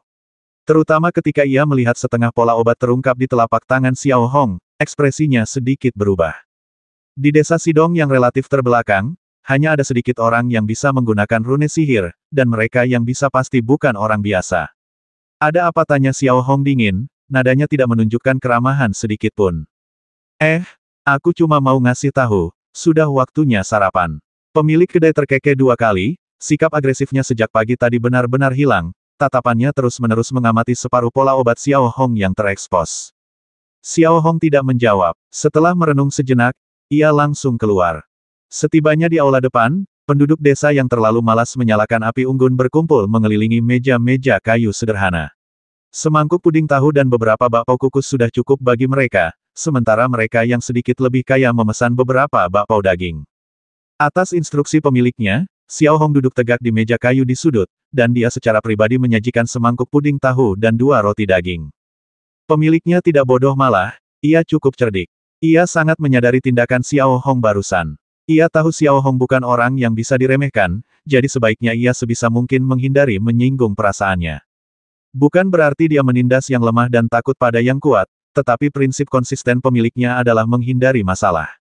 Setelah Xiao Hong duduk, pemiliknya mulai menyapa setiap meja, terkadang dengan senyuman, terkadang dengan nada meremehkan, ekspresinya bagaikan gambar yang terus berubah. "Oh, Tuan Chen, lama sekali Anda tidak datang. Seru pemilik restoran tiba-tiba dengan nada menyanjung, lalu menggoyangkan pinggulnya dan langsung menuju pintu, di mana ia langsung menggenggam tangan seorang pria paruh baya berjubah sutra biru bermotif emas. Pria itu gemuk dan berkulit kemerahan. Namun, mata itu dipenuhi dengan kecemasan yang tak berujung. Suamiku yang tak berguna itu berburu rusa liar di pegunungan beberapa hari yang lalu, dan aku menyimpan cambuk itu untukmu. Maukah kau memakannya sekarang? Tanya pemilik penginapan dengan ekspresi menjilat seperti biasanya. Tuan Chen ini adalah taipan lokal desa Sidong, yang sebagian besar mencari nafkah dengan menjual tanaman obat dari pegunungan. Ia dianggap sebagai orang terkaya di desa Sidong. Xinghua, bagaimana aku bisa punya waktu luang untuk makan sekarang? Beberapa hari yang lalu, putriku demam tinggi yang tak kunjung turun, dan aku belum tidur sehari semalam. Aku sudah menghubungi 8 apoteker, tetapi tak satu pun berhasil. Bos Chen tidak menunjukkan sikap superiornya saat berbicara kepada istrinya, wajahnya penuh kecemasan. 8 apoteker gagal. Kalau begitu, mungkin ini semacam penyakit aneh. Kudengar ada apoteker yang cukup bagus di kota Xiaolong, namanya seperti Wang. Pemilik toko itu tidak ingat nama apoteker itu. Namanya Wang Hai, dan dia sedang di rumahku sekarang. Tapi percuma saja, katanya satu-satunya cara menyembuhkan penyakit putriku adalah dengan mengundang Han Rong, apoteker hebat dari kota Xiaolong. Tapi bagaimana mungkin orang desa sepertiku mengundang Han Rong? Masalah apa yang telah kuhadapi? Tanya Bos Chen dengan wajah muram. Bos Chen, Anda selalu memperlakukan penduduk desa dengan baik, jadi putri Anda tentu akan aman dan sehat. Anda seharusnya, saat mengatakan ini, pikiran pemilik toko tergerak, dan ia tak bisa tidak teringat bahwa Xiao Hong baru saja menunjukkan setengah dari pola obat di tangannya. Halo, Tuan Chen, toko kecil saya baru-baru ini menerima seorang apoteker tunawisma. Dia mungkin bisa membantu Anda. Saya sudah mengamatinya, dan sepertinya dia punya beberapa keahlian. Mungkin dia bisa menyembuhkan penyakit putri Anda, lanjut pemilik toko. Mengenai apoteker tunawisma itu, pemilik toko sepenuhnya menutupi Xiao Hong. Apoteker keliling dokter gadungan lupakan saja. Putriku mungkin bukan dari keluarga bangsawan, tapi dia tetaplah seorang gadis dari keluarga sederhana. Apoteker tak bisa diandalkan, jangan pernah berpikir untuk masuk ke rumahku. Bos Chen melambaikan tangannya dengan acuh, lalu bersiap berangkat ke kota Xiaolong. Bos Chen, jangan pergi. Biar ku beritahu sesuatu. Tadi, aku melihatnya dengan mata kepalaku sendiri bahwa dia memiliki rune obat. Coba pikirkan, di tempat terpencil dan miskin seperti kita, apa orang yang bisa mengendalikan rune obat bisa menjadi dukun biasa? Pemilik toko itu meraih lengan Bos Chen dan berkata dengan misterius. Mendengar ini, ekspresi Bos Chen sedikit berubah. Memang, kerajaan Sangbang Zhenyi melarang keras produksi, penjualan, dan kepemilikan rune pertempuran, yang merupakan penindasan signifikan terhadap seluruh industri rune sihir, termasuk budidaya manipulasi kekuatan, terutama di planet terpencil seperti bintang Lengqiu. Mencapai level master pada dasarnya menjadikanmu orang yang sangat hebat, seseorang yang bahkan wali kota pun harus jadi panutan. Mencapai level ke-7 atau ke-8 dari level apprentice berarti kamu bisa berjalan menyamping di kota Xiaolong. Mereka yang mampu memanipulasi pola pengobatan sedikit jumlahnya di kota Xiaolong, dan mereka seringkali adalah pejabat tinggi dan pejabat tinggi yang menghibur tamu dari kota Xiaolong. Tidak diragukan lagi, kata-kata pola pengobatan kembali membangkitkan minat Tuan Chen. Cepat, bawa aku melihatnya, kata Tuan Chen, lalu langsung masuk ke restoran kecil itu. Namun, ketika ia tiba di sisi Xiao Hong setelah dipandu oleh pemilik toko, secercah kekecewaan terpancar di wajah Bos Chen. Xiao Hong tampak berantakan, rambut putihnya sangat berantakan dan kotor, sementara tangannya yang kasar memegang sendok porselen pecah sambil melahap puding tahu di depannya. Pakaiannya, yang begitu sederhana hingga tampak norak, ditambal dengan 7 atau 8 potongan kain. Rambutnya yang panjang menutupi matanya, membuatnya tampak hampir tak bisa dibedakan dari seorang pengemis yang sedang terpuruk. Apakah ini akan berhasil? Ini adalah reaksi pertama Tuan Chen. Putrimu sakit, aku jamin dia akan sembuh. 10 koin emas, bawa obatmu sendiri. Dengan kekuatan Grandmaster level 4-nya, pendengaran Xiao Hong tentu saja luar biasa. Percakapan antara pemilik rumah dan Bos Chen di pintu tak luput dari pendengarannya. Apa kau 10 koin emas? Dengan 10 koin emas itu, aku bisa pergi ke kota Xiaolong dan menyewa apoteker terbaik, kata Bos Chen dengan ekspresi berlebihan ketika melihat Xiao Hong mengajukan permintaan yang begitu keterlaluan. Menurut Tuan Chen, 1 atau 2 koin emas akan cukup untuk menyingkirkan orang seperti Xiao Hong, tetapi dia tidak menyangka bahwa dia akan meminta 10 koin emas secara langsung. Benar saja, Bos Chen mampu membayar 10 koin emas, tetapi mempekerjakan satu apoteker saja terlalu mahal, praktis 10 kali lipat harga apoteker biasa. Aku tidak setuju. Baiklah, kalau apoteker top itu bisa menyembuhkannya, cari saja mereka. Xiao Hong menghabiskan puding tahunya, melempar sendok, dan tanpa melihat Bos Chen, bangkit untuk pergi ke halaman belakang. Tunggu sebentar, tunggu sebentar. Melihat sikap acuh tak acuh Xiao Hong, Bos Chen tiba-tiba memanggilnya dengan cemas. Sebenarnya, tidak ada cukup waktu untuk pergi ke kota Xiaolong lalu bertanya kepada apoteker, dan masih belum pasti apakah dokter itu bisa menyembuhkannya. Xiao Hong perlahan berhenti berjalan, tidak berkata apa-apa lagi, hanya menoleh sedikit, ekspresinya tenang, dan menatap Bos Chen. Rambutnya yang acak-acakan menutupi matanya, membuatnya tampak santai dan tenang. 10 koin emas, kan kalau kau bisa menyembuhkan putriku, aku akan membayarmu. Tapi kalau tidak, jangan salahkan aku, Pak Tua Chen, karena bersikap kejam, kata Bos Chen setelah berpikir sejenak. Xiao Hong tetap diam, hanya tertawa dingin. Lalu ia menunjuk ke arah pintu. Melihat reaksi Xiao Hong, Bos Chen meliriknya dengan curiga sekali lagi, tetapi akhirnya berjalan keluar dengan cepat. Rumah Tuan Chen terletak di pusat desa Sidong. Sebuah villa batu 3 lantai dikelilingi tembok yang tidak terlalu tinggi. Ada juga beberapa rumah batu. Rumah-rumah itu tidak terlihat terlalu megah, tetapi di desa Sidong, rumah ini dianggap sebagai rumah besar. Ada 2 penjaga berdiri di pintu masuk, dan gerbangnya cukup megah. Sebaliknya, Bos Chen melirik Xiao Hong dengan curiga sekali lagi, lalu melambaikan tangan padanya, mengisyaratkan dia untuk masuk. Ketika kedua penjaga melihat Tuan Chen masuk bersama seorang pria berpakaian petani, raut wajah mereka tampak terkejut. Namun, setelah melihat ini, kedua penjaga itu tetap membungkuk sedikit kepada Tuan Chen dan dengan hormat menyapanya, Tuan. Bos Chen tidak menjawab, ia hanya melambaikan tangan dan menuntun Xiao Hong langsung melewati gerbang yang cukup megah itu. Saat masuk, Xiao Hong dapat dengan jelas melihat halaman luas yang dipenuhi beragam bunga dan tanaman, serta beberapa tanaman obat berharga, semuanya dibudidayakan di tanah yang subur. Halaman itu memancarkan kemegahan dan keanggunan yang tak tertandingi. Gok, gok, tiba-tiba, beberapa gonggongan terdengar dari telinga Xiao Hong. Menoleh ke arah sumber suara, Xiao Hong dapat dengan jelas melihat 2 ekor guk-guk galak diikat pada tiang kayu di sudut dinding halaman. Bulu coklat panjang mereka membuat mereka tampak seperti 2 ekor singa. Pada saat ini, kedua guk-guk buas itu tampaknya merasakan aura buas dan berdarah yang terpancar dari Xiao Hong, menggonggong liar ke arahnya seolah-olah ada binatang buas yang memasuki bidang penglihatan mereka. Xiao Hong tidak bereaksi berlebihan.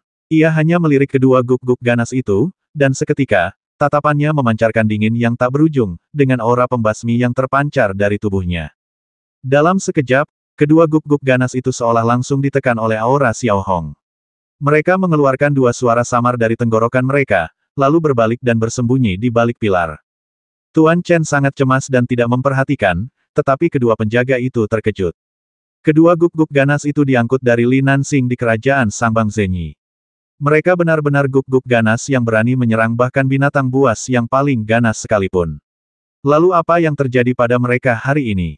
Sekali lagi, tatapan mereka tertuju pada Xiao Hong, hanya menyisakan pandangan belakang yang sedikit lapuk bagi kedua penjaga gerbang.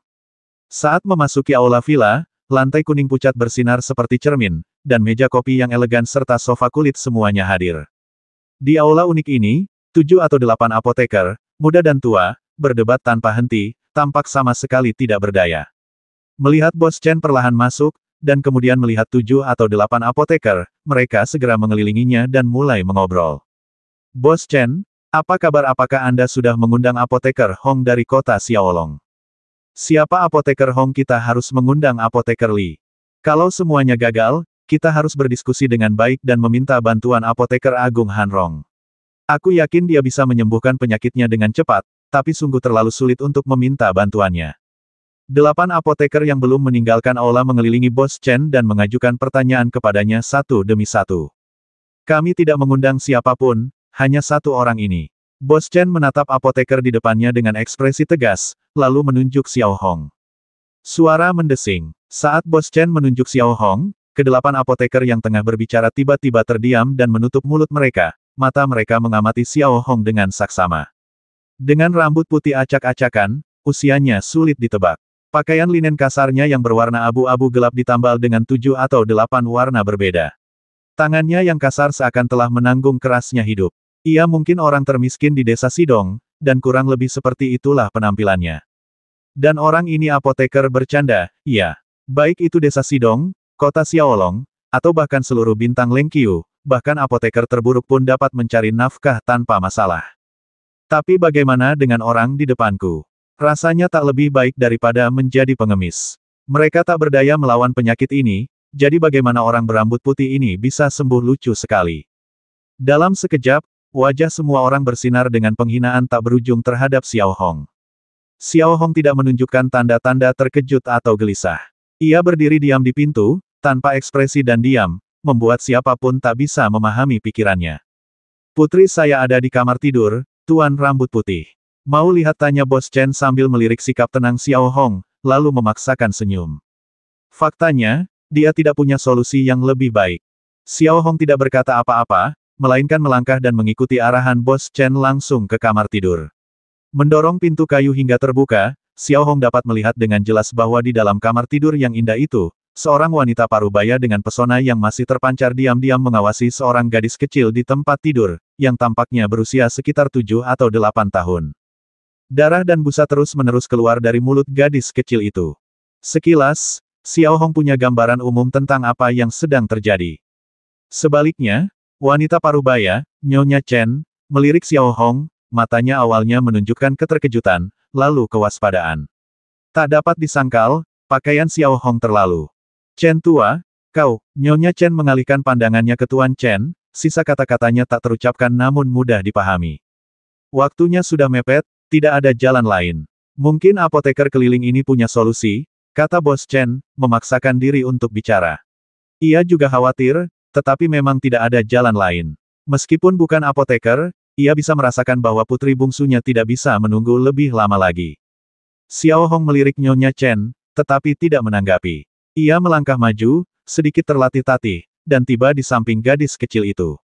Ia mengulurkan tangannya yang lapuk, membuka paksa mata gadis kecil itu untuk melihatnya, lalu meletakkan satu tangan tepat di atas tubuh gadis kecil itu, menggunakan kekuatan di dalam tubuhnya untuk merasakannya. Dalam sekejap, pakaian merah muda gadis kecil itu bergetar beberapa kali, dan jari-jarinya, yang dalam keadaan koma, berkedut tanpa sadar. Ruam panas dalam, dan kondisinya semakin memburuk. Dia diperkirakan masih hidup 2 jam lagi, kata Xiao Hong lembut sambil keluar dari kamar tidur dan duduk di sofa tanpa mengubah ekspresinya. Biang keringat internal adalah kondisi yang sangat langka. Manifestasi utamanya adalah ruam merah yang tumbuh di dalaman dan kemudian mengalami ulcerasi. Pada anak perempuan, ruam sudah mulai pecah. Mengingat kondisi fisik anak, kondisi ini tidak akan berlangsung lama. Jika Xiao Hong tidak menyuntikkan sebagian kekuatan Grandmaster tingkat keempatnya ke tubuh gadis kecil itu untuk mencegah penyebaran penyakit, dia mungkin tidak akan bertahan bahkan 2 jam. Biang keringat internal, kok bisa, kamu harus lihat baik-baik. Jangan ngomong sembarangan kalau tidak mengerti. Salah satu apoteker, yang mungkin baru berusia 30-an, memandang Xiao Hongdao yang duduk di sofa dengan jijik dan nadanya penuh keraguan. Kalian harus mengerti, mereka sudah di sini selama beberapa hari dan belum bisa mendeteksi gejala ini, tapi Xiao Hong sudah bisa membedakannya hanya setelah 10 detik di dalam. Ini pasti akan menimbulkan kecurigaan, dan yang lebih penting, jika mereka benar-benar tertipu oleh Xiao Hong, bagaimana jadinya reputasi mereka? Dulu, Xiao Hong bahkan tidak menganggap apoteker level 3 atau 4 ini sebagai semut. Tapi celotehan mereka benar-benar membuatnya kesal. Sebelum apoteker berusia 30-an itu sempat mengucapkan sepatah kata pun, Xiao Hong sudah bergerak secepat kilat. Sebelum ada yang sempat bereaksi, apoteker yang cerewet itu sudah terjepit di meja kopi oleh tangan Xiao Hong. Menghadapi pemandangan ini, ekspresi semua orang berubah. Tadinya, yang mereka lihat hanyalah bayangan, lalu pemandangan ini muncul. Di sisi lain, apoteker yang cerewet itu mencoba sedikit melawan kekuatan pengendali murid tingkat ketiganya, tetapi ia mendapati tangan Xiao Hong yang kasar, seperti cakar elang, bagaikan gunung yang menekan kepalanya. Setelah beberapa kali melawan, semuanya sia-sia. Yang lain yang melihat ini merasakan hawa dingin menjalar di tulang punggung mereka. Untuk bisa menaklukkan murid level 3 dengan satu tangan, seseorang setidaknya harus berada di level master. Di mata mereka, sang kusir sudah cukup menakutkan. Bisakah kau diam? Xiao Hong menatap apoteker yang banyak bicara itu dengan tatapan tenang dan bertanya dengan lembut. Kamu, lepaskan. Melihat apoteker yang banyak bicara itu masih ingin bicara lagi, mata Xiao Hong sedikit melebar. Saat Xiao Hong mengeluarkan suara itu, telapak tangannya menekan sedikit, dan tiba-tiba terdengar suara tulang retak. Xiao Hong adalah Raja Lord Daeron, bagaimana mungkin ia membiarkan semut seperti itu bertindak begitu lancang? Melihat tindakan Xiao Hong, hati Bos Chen semakin menegang. Ia tak pernah menyangka Xiao Hong, yang tampak biasa-biasa saja dan seperti pengemis kecil, memiliki kemampuan sehebat itu, mampu menaklukkan murid level 4 dengan satu tangan. Orang ini setidaknya seharusnya sudah menjadi master level 2 atau 3. Namun, betapapun terkejutnya ia, masalah yang paling mendesak tentu saja adalah penyakit putrinya. Oleh karena itu, Tuan Chen tidak berani menunda lebih lama lagi dan segera melangkah maju untuk berbicara dengan ramah kepada Xiao Hong. Tuan, saya harap Anda berkenan untuk tidak membuat saya merasa tidak nyaman di tempat tinggal saya yang sederhana ini. Kita semua berada di bidang yang sama, dan lebih baik menyelesaikan konflik daripada menciptakannya. Saya harap Anda akan bersikap lunak kepada saya demi kebaikan saya. Xiao Hong tidak menjawab. Ia melirik apoteker yang banyak bicara itu, tatapannya tetap sama saat ia mengamati dengan tenang. Senior, aku salah, ampuni nyawaku. Apoteker yang cerewet itu akhirnya mulai melunak, karena ia bisa merasakan dengan jelas bahwa jika Xiao Hong mengerahkan sedikit kekuatan lagi, kepalanya akan meledak. Terlebih lagi, ia melihat niat membasmi di mata Xiao Hong, tatapan yang jelas bukan sesuatu yang seharusnya dimiliki oleh seorang apoteker kecil biasa. Melihat apoteker yang banyak bicara itu memohon belas kasihan, Xiao Hong tidak mempersulitnya dan perlahan melepaskan cengkeramannya. Putriku. Melihat keterampilan Xiao Hong yang luar biasa, Bos Chen mulai mempercayai kata-kata Xiao Hong dan tergagap saat bertanya. Xiao Hong masih tidak menjawab. Ia mengambil pena dan kertas dengan santai, berpikir sejenak, lalu tidak menulis apapun. Xiao Hong khawatir meninggalkan tulisan tangannya akan menimbulkan masalah yang tidak perlu. Kau, kemarilah. Xiao Hong menunjuk apoteker yang cerewet itu dan meraihnya. Lalu ia menyodorkan pena ke tangannya. Sekarang aku akan bicara, kau tulis. Segera setelah itu, Xiao Hong langsung menyebutkan lebih dari selusin jenis tanaman obat, serta batu pembawa umum tingkat kusir.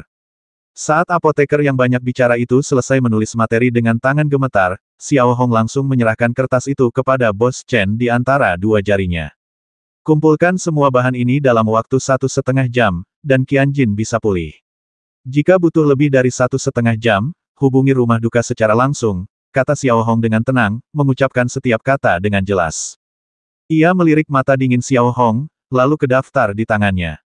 Bos Chen sudah memiliki sebagian besar materi ini, jadi ia tak berani menunda dan segera pergi.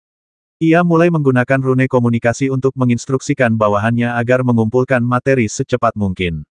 Sekitar setengah jam kemudian, beberapa bawahan Bos Chen meletakkan materi yang dibutuhkan Xiao Hong di hadapannya satu persatu. Semuanya berkualitas tinggi, dan masing-masing telah disiapkan dua salinan. Sementara itu, semua orang di ruang tamu menatap Xiao Hong dengan saksama. Suasana di sekitarnya terasa sunyi senyap, seolah udaranya sendiri telah membeku.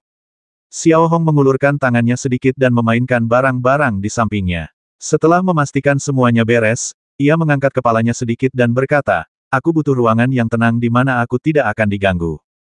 Tentu saja, Tuan Rambut Putih. Silakan lewat sini. Bos Chen juga bersikap sopan. Lalu ia memberi isyarat agar Xiao Hong masuk ke ruang kerja di lantai 2. Memasuki ruang kerja, kita akan terpesona oleh kebersihannya yang sempurna. Rak-rak buku terisi penuh dengan buku-buku yang belum dibuka, dan meja kayunya pun bersih tanpa noda. Sekilas, jelas ini bukan tempat yang sering dikunjungi. Bos Chen hanya berpura-pura menjadi orang yang berbudaya. Orang seperti itu biasa ditemukan di kerajaan Sangbang Zenyi. Xiao Hong tidak banyak bicara. Ia memberi isyarat kepada Bos Chen untuk berdiri di pintu, lalu mengunci pintu ruang kerja dari dalam. Setelah memastikan tidak ada alat pemantau di ruangan itu, Xiao Hong meletakkan materi-materi itu satu persatu di atas meja besar di depannya. Membuka celah spasial, Xiao Hong mengeluarkan kotak logam berisi alat pembuat pola dan pisau ukir pola penguras jiwa. Tanpa mengubah ekspresinya, ia segera mulai membuat pola. Setelah beberapa hari pemulihan, luka dalam Xiao Hong pada dasarnya telah pulih sepenuhnya, kecuali kaki kanannya. Oleh karena itu, ketika Xiao Hong sekali lagi mengerahkan kekuatannya untuk menciptakan pola pengobatan, ia tidak lagi merasakan sakit. Satu-satunya masalah adalah kekuatan di kaki kanannya masih sebagian besar membeku, yang membuat Xiao Hong merasa agak tidak nyaman. Tentu saja, menciptakan pola pengobatan untuk kultivator level 2 adalah hal yang mudah bagi Xiao Hong. Selama proses produksi, Xiao Hong juga berusaha menyembunyikan keterampilan pisaunya semaksimal mungkin, dan hanya menggunakan satu metode ukiran, tanpa menerapkan teknik khas Xiao Hong seperti ukiran bulat atau pola di dalam pola. Hanya sekitar 10 menit kemudian, Xiao Hong sudah memiliki pola pengobatan biasa di tangannya. Setidaknya di mata Xiao Hong, pola itu sangat biasa, tanpa teknik khusus, dan ilmu pedangnya pun disembunyikan sebisa mungkin. Setelah memeriksa ruangan secara menyeluruh untuk memastikan tidak ada masalah besar, Xiao Hong cepat-cepat menyimpan peralatan pembuat polanya, menyeka noda apapun yang tidak perlu di meja, dan kemudian perlahan membuka pintu. Pada saat ini, Xiao Hong melihat Bos Chen mondar-mandir di pintu ruang belajar, meremas-remas tangannya, wajahnya penuh kecemasan. Tuan rambut putih, bagaimana keadaannya? Bos Chen menyapanya dan bertanya dengan cepat. Tidak apa-apa, jawab Xiao Hong singkat, lalu menuruni tangga. Saat itu, Bos Chen hanya bisa diam-diam mengikuti di belakang Xiao Hong. Tanpa sepengetahuannya, Bos Chen telah sepenuhnya terpikat oleh aura Xiao Hong.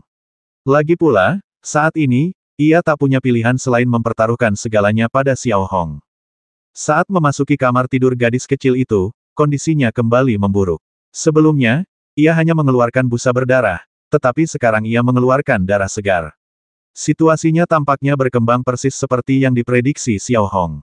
Wajah Nyonya Chen dipenuhi air mata. Adapun 8 apoteker di ruang tamu, mereka juga tidak berdaya dan hanya bisa berharap bahwa Xiao Hong memiliki beberapa metode khusus, berharap keterampilan medis dan metodenya dalam merawat orang akan proporsional. Saat memasuki kamar tidur gadis kecil itu, Xiao Hong tidak menunjukkan reaksi yang tidak biasa terhadap perilakunya, semuanya persis seperti yang diharapkannya. Setelah menimbang rune obat di tangannya dan memeriksa kondisi gadis kecil itu sebentar, Xiao Hong mengaktifkan rune tersebut. Telapak tangan kanannya menyelimuti gadis kecil itu, dan sinar cahaya warna-warni melesat dari kelima jarinya, membentuk pola di sekujur tubuhnya. Meskipun itu hanya pola pengobatan, namun tetap saja sangat indah. Para apoteker magang yang berdiri di ruang tamu, melihat pola obat di tangan Xiao Hong, tiba-tiba menegang, ekspresi mereka berubah dari skeptis menjadi skeptis. Di daerah yang lebih makmur, pola obat cukup umum, tetapi di desa Sidong, atau bahkan kota Xiaolong, jumlah orang yang dapat membuat pola obat sangat sedikit. Meskipun banyak orang dapat mengendalikannya, pola obat bukanlah metode pengobatan yang umum.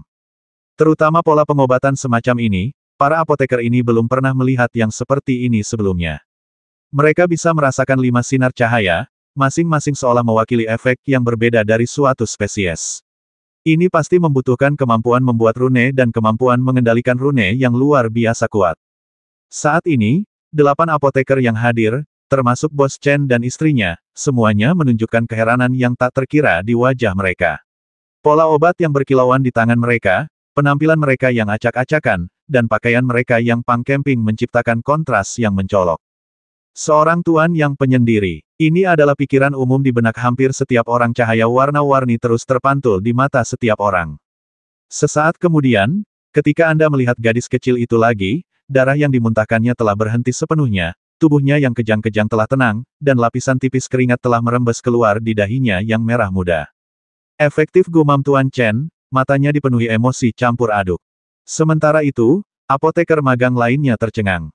Mereka telah bekerja keras selama beberapa hari tanpa hasil, tetapi bagi Xiao Hong, semuanya terasa mudah. 5 menit kemudian, Xiao Hong dengan santai menarik pola obatnya. Ia kemudian menyadari bahwa darah yang keluar dari mulut gadis kecil itu telah berhenti, dan napasnya yang cepat menjadi teratur. Kira-kira begitulah. Xiao Hong dengan santai melemparkan pola obat di tangannya ke meja kecil di sampingnya, bertepuk tangan, dan berkata dengan sangat santai. Kemudian ia perlahan berjalan ke ruang tamu dan duduk di sofa kulit. Kemudian Tuan Chen dan istrinya bergegas ke kamar tamu, bergegas ke sisi putri mereka, menyentuh dahinya, dan mendapati demam tingginya telah mereda dan mata gadis kecil itu sedikit terbuka. "Bu, aku haus," kata gadis kecil itu tiba-tiba dengan lemah. Mendengar suara gadis kecil itu, Nyonya Chen pun menangis bahagia, bahkan mata Tuan Chen pun berkaca-kaca. Kemudian dia bergegas keluar untuk mengambil air bagi putrinya yang tersayang. Sebaliknya, cara ke-8 apoteker yang berdiri di ruang tamu memandang Xiao Hong telah berubah drastis. Penghinaan dan ketakutan mereka sebelumnya telah berubah menjadi rasa hormat dan sanjungan. Beberapa apoteker bahkan dengan hati-hati mendekati Xiao Hong, mencoba memulai percakapan, tetapi aura yang terpancar dari Xiao Hong membuat mereka menjaga jarak. Pada saat ini, Xiao Hong menyipitkan matanya sedikit, memperhatikan Bos Chen sibuk ke sana kemari, kadang membawakan air, kadang membawakan jus, lalu membawakan segala macam makanan. Setengah jam berlalu, dan pikiran Tuan Chen sepenuhnya terfokus pada putrinya, mengabaikan niat Xiao Hong. Pada titik ini, Xiao Hong menjadi tidak sabar, mengetuk meja pelan beberapa kali, lalu terbatuk 2 kali, berniat memberitahu Tuan Chen bahwa ia masih di sana dan sudah waktunya membayar tagihan. Bos Chen tidak bodoh. Melihat tindakan Xiao Hong, ia tentu saja mengerti maksudnya. Ia segera berhenti, mendekati Xiao Hong dengan ekspresi hormat, dan meminta maaf, orang pembawa sial, aku hampir mengigau karena gembira. Ngomong-ngomong, bolehkah aku bertanya siapa namamu? Tuan, aku pasti akan berkunjung untuk menyampaikan rasa terima kasihku di lain waktu. Setelah berkata demikian, Tuan Chen melambaikan tangan kepada kepala pelayan. Saya tidak berani menerima gelar guru. Nama saya, Su Wen. Mengenai perlunya datang dan menyampaikan rasa terima kasih saya secara langsung, mohon jangan melakukannya. Xiao Hong dengan santai mengarang sebuah nama. Jadi, ini Tuan Su. Saya minta maaf atas segala kesalahan yang mungkin pernah saya buat, lanjut Bos Chen, nadanya semakin dipenuhi rasa hormat dan sanjungan. 8 apoteker lainnya berdiri di belakang Xiao Hong, membungkuk dan menggaruk berulang kali. Di mata mereka, seorang apoteker di tingkat kedua atau ketiga dari tingkat master sudah merupakan seorang master. Mereka hanya tidak tahu apakah mereka akan menganggap Xiao Hong sebagai dewa jika mereka tahu kekuatan aslinya. Hanya sekitar 10 menit kemudian, kepala pelayan berlari kecil ke ruang tamu sambil membawa sebuah kotak kayu antik. Di dalamnya terdapat 10 koin emas baru, masing-masing koin dimasukkan ke dalam spons keras. Di sini, setiap koin emas merupakan jumlah yang cukup besar, bahkan lebih berharga daripada saat Xiao Hong berada di kota Taiwu, mengingat daerah tersebut tidak terlalu berkembang dan ekonominya berada pada posisi rendah. Akan tetapi, koin emas itu tidak begitu mempesona di mata Xiao Hong baginya, uang itu hanyalah cara untuk membantunya melewati krisis yang dialaminya saat itu. Xiao Hong dengan santai mengeluarkan ke-10 koin emas, menimbangnya di tangannya, dan tatapannya tidak berubah. Meskipun tindakan Xiao Hong hanyalah isyarat kecil, hal itu tidak luput dari perhatian Bos Chen. Meskipun Bos Chen tinggal di planet yang sangat terpencil, ia tetap seorang pengusaha sukses. Hanya dari isyarat Xiao Hong menimbang koin emas, Bos Chen langsung menyimpulkan bahwa latar belakang Xiao Hong memang luar biasa. Jika orang biasa melihat 10 koin emas ini, mata mereka pasti akan berbinar, tetapi Xiao Hong tidak menunjukkan ekspresi seperti itu dan bahkan tidak memperhatikan 10 koin emas itu. Dentang. Tepat saat Bos Chen tengah memikirkan hal ini, Xiao Hong menjentikkan jarinya dan melemparkan 4 koin emas. Saya baru tahu kalau Tuan Chen berbisnis jamu, dan itu yang terbaik. Saya butuh beberapa jamu sekarang, kira-kira seperti ini, kata Xiao Hong sambil mengeluarkan daftar kusut dari pinggangnya dan menunjukkannya kepada Tuan Chen. Namun, ia tidak menyerahkan daftar itu kepada Tuan Chen. Harga pasaran barang-barang ini tepat 4 koin emas. Siapakah Tuan Chen setelah melirik daftar itu? Ia langsung tersenyum lebar. Tuan Su telah memberi putri saya kesempatan hidup baru. Bagaimana mungkin saya menerima uang Anda? Jadi, sebagai tanda hormat, saya akan memberikan materi-materi ini kepada Anda secara gratis. Sambil berbicara, Tuan Chen keluar sendiri. Xiao Hong cukup berterus terang tentang hal ini. Kalau gratis, itu yang terbaik. Jadi, ia hanya mengambil kembali ke-4 koin emas itu dan memasukkannya ke dalam sakunya. Setengah jam kemudian, Bos Chen meletakkan sebuah ransel kecil di depan Xiao Hong. Lalu, dengan ekspresi hormat, ia memberi isyarat agar Xiao Hong memeriksa barang-barang itu. Terima kasih. Xiao Hong mengucapkannya tanpa memeriksa barangnya, lalu mengambil ranselnya dan berjalan keluar dengan sedikit pincang. Kedua guk-guk buas di pintu masuk bersembunyi di balik tiang kayu. Begitu mereka melihat Xiao Hong, tampak agak gemetar. Sementara itu, 8 apoteker di ruangan itu, memperhatikan gadis kecil yang terbaring di tempat tidur, sudah bisa bermain dengan Nyonya Chen, masih terguncang karena keterkejutannya. Tiba-tiba, seorang apoteker yang tampaknya berusia awal 20-an mengalihkan pandangannya sedikit ke arah pola obat berwarna-warni yang dengan santai dilemparkan Xiao Hong ke atas meja kayu. Pola pengobatan jenis ini bersifat khusus, artinya dibuat khusus untuk penyakit tertentu. Setelah habis, pada dasarnya tidak ada gunanya. Kecuali jika penyakit aneh yang sama kambuh, tetapi kemungkinannya sangat kecil. Oleh karena itu, wajar saja jika Xiao Hong membuangnya begitu saja. Namun, apoteker berusia awal 20-an ini punya rencana lain. Jika ia bisa mendapatkannya, pertama-tama ia akan membawa sebuah pola pengobatan. Terlepas dari apakah ia bisa menggunakannya atau tidak, itu akan menjadi cara yang baik untuk membuat orang terkesan. Kedua, ia akan melihat pola pengobatan tingkat master untuk melihat apa yang begitu misterius tentangnya dan belajar sedikit darinya. Bos Chen, saya ingin tahu apakah Anda bisa mewariskan pola pengobatan peninggalan Tuan Su kepada saya lagi pula. Anda tidak membutuhkannya, kata apoteker muda berusia awal 20-an itu, wajahnya penuh sanjungan. Transfer Yuan Nan, berapa yang akan kau tawarkan? Bos Chen sedang dalam suasana hati yang baik, baru saja lolos dari maut berkat putri kesayangannya. Bagaimana kalau 50 koin perak, tanya apoteker, Yuan Nan, sambil mengulurkan 5 jari dan sedikit mengangkat alis tipisnya. Kau pikir kau bisa mengambil karya asli Master Su seharga 50 koin perak? Kau pasti bercanda. Aku akan menawarkan 1 koin emas. Apoteker itu, yang tadi terlalu banyak bicara, tiba-tiba angkat bicara. Berhenti bicara omong kosong, saya akan menawarkan 1 emas dan 50 perak. Kata apoteker lainnya. Dengan saran Yuan Nan ini, perhatian semua orang tertuju pada pola obat 5 warna, dan mereka semua mulai menawar. Tuan Chen, yang berdiri di samping, sedikit terkejut melihat pemandangan ini. Ia tidak menyangka bahwa bekas obat yang tak berguna akan menjadi begitu dicari. Namun, setelah menemukan ini, pikiran Bos Chen sedikit tergerak. Ia lalu melambaikan tangannya dan berkata terus terang, jangan berdebat lagi. 5 koin emas, siapapun yang menginginkannya boleh mengambilnya, kalau tidak, lupakan saja. Mendengar ini, para apoteker yang menawar dengan bersemangat langsung terdiam. 5 koin emas bukanlah jumlah yang kecil bagi mereka. Meski begitu, Yuan Nan yang bertekad memilikinya, menggertakkan giginya dan berkata, 5 keping emas, aku akan mengambilnya. Dia tahu betul bahwa selama dia menghasilkan pola obat pengemudi level 2 ini, itu akan menjadi iklan yang hidup. Dia belum berpengalaman dan sangat membutuhkan sesuatu seperti ini. Melihat hal itu, Tuan Chen yang berdiri di dekatnya pun semakin tertarik, dan samar-samar ia memikirkan cara untuk menghasilkan banyak uang. Sementara itu, Xiao Hong, terlatih-tatih, telah kembali ke restoran kecil di sepanjang jalan tanah. Pemiliknya masih berada di pintu masuk toko, entah berusaha menarik pelanggan atau bergosip tanpa henti dengan para tetangga, ekspresinya terus berubah seperti gambar ajaib. Melihat Xiao Hong terlatih-tatih, pemilik toko itu mengubah ekspresi jijiknya dan menyapanya dengan senyuman.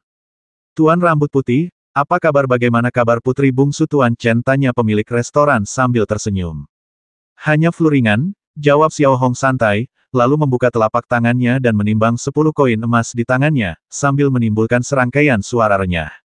10 koin emas itu memantulkan cahaya keemasan di telapak tangan Xiao Hong, membuat mata pemilik toko terbelalak tak percaya. Bagi seseorang seperti dia yang mengelola toko kecil, 10 koin emas di tangannya sungguh merupakan keberuntungan. Suara mendesing. Sebelum pemiliknya sempat selesai melihat, Xiao Hong mengepalkan tinjunya, membungkus 10 koin emas di telapak tangannya, memasukkannya ke dalam saku, dan kemudian pergi ke gudang kayu di halaman belakang restoran kecil itu. Setelah mengunci pintu, Xiao Hong segera membuka ransel kecilnya dan mengeluarkan bahan-bahan di dalamnya. Di mata Xiao Hong, bahan-bahan ini tidak terlalu berharga, tetapi semuanya berkualitas tinggi. Jelas, Tuan Chen adalah orang yang cukup baik, yang membuat Xiao Hong memiliki kesan baik terhadapnya. Kemudian, setelah menarik tirai pang camping yang tergantung di jendela, Xiao Hong segera mengeluarkan kotak logam itu, tatapannya menajam sekali lagi, dan mulai dengan cepat membuat pola obat yang diinginkannya. Setelah menjalani perawatan berhari-hari, Xiao Hong telah memperoleh pemahaman intuitif tentang pemadatan kekuatan di kaki kanannya.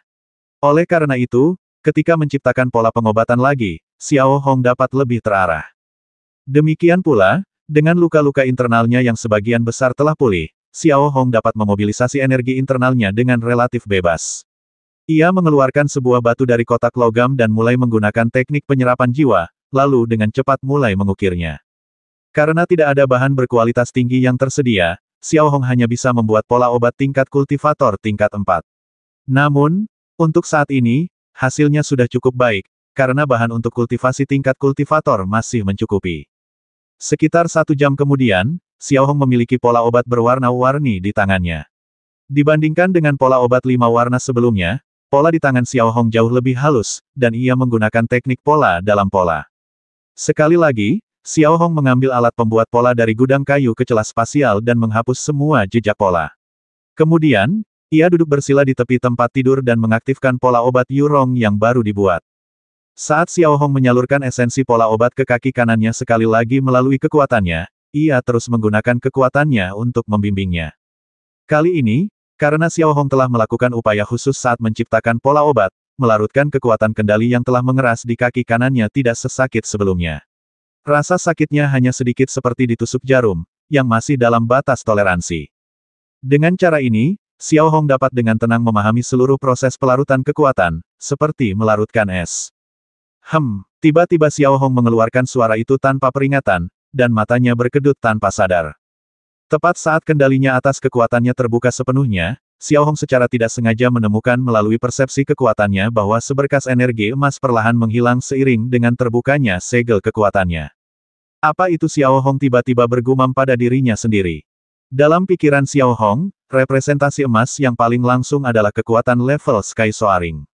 Mungkinkah prinsip di balik pola cahaya hilangnya kesadaran adalah menyuntikkan kekuatan kendali lawan ke dalam tubuh dalam bentuk lain, sehingga memenjarakan kekuatan kendali lawan? Saat Xiao Hong membuat tebakan ini, pikirannya mulai tergerak. Ia mulai merenungkan bagaimana memanfaatkan kekuatan ini, jika memang setingkat Sky Soaring, untuk keuntungannya sendiri.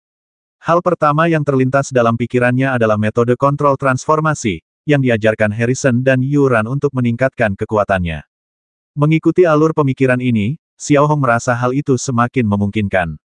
Mungkin kekuatan kendali yang telah dipadatkan di kaki kanannya akan menjadi bantuan yang sangat baik baginya, dan bahkan mungkin memungkinkan kekuatan kendalinya mengalami lonjakan pertumbuhan. Hal ini sangat mungkin. Sekitar setengah jam kemudian, Xiao Hong tiba-tiba membuka matanya dan berhenti menggerakkan rune obat. Ia tiba-tiba merasa sia-sia membiarkan kekuatan di kaki kanannya menghilang tanpa alasan. Sepertinya aku perlu mencari tempat di mana aku bisa menetap sepenuhnya, lalu melakukan penelitian, gumam Xiao Hong dalam hati, pikirannya terus-menerus menyusun serangkaian rencana.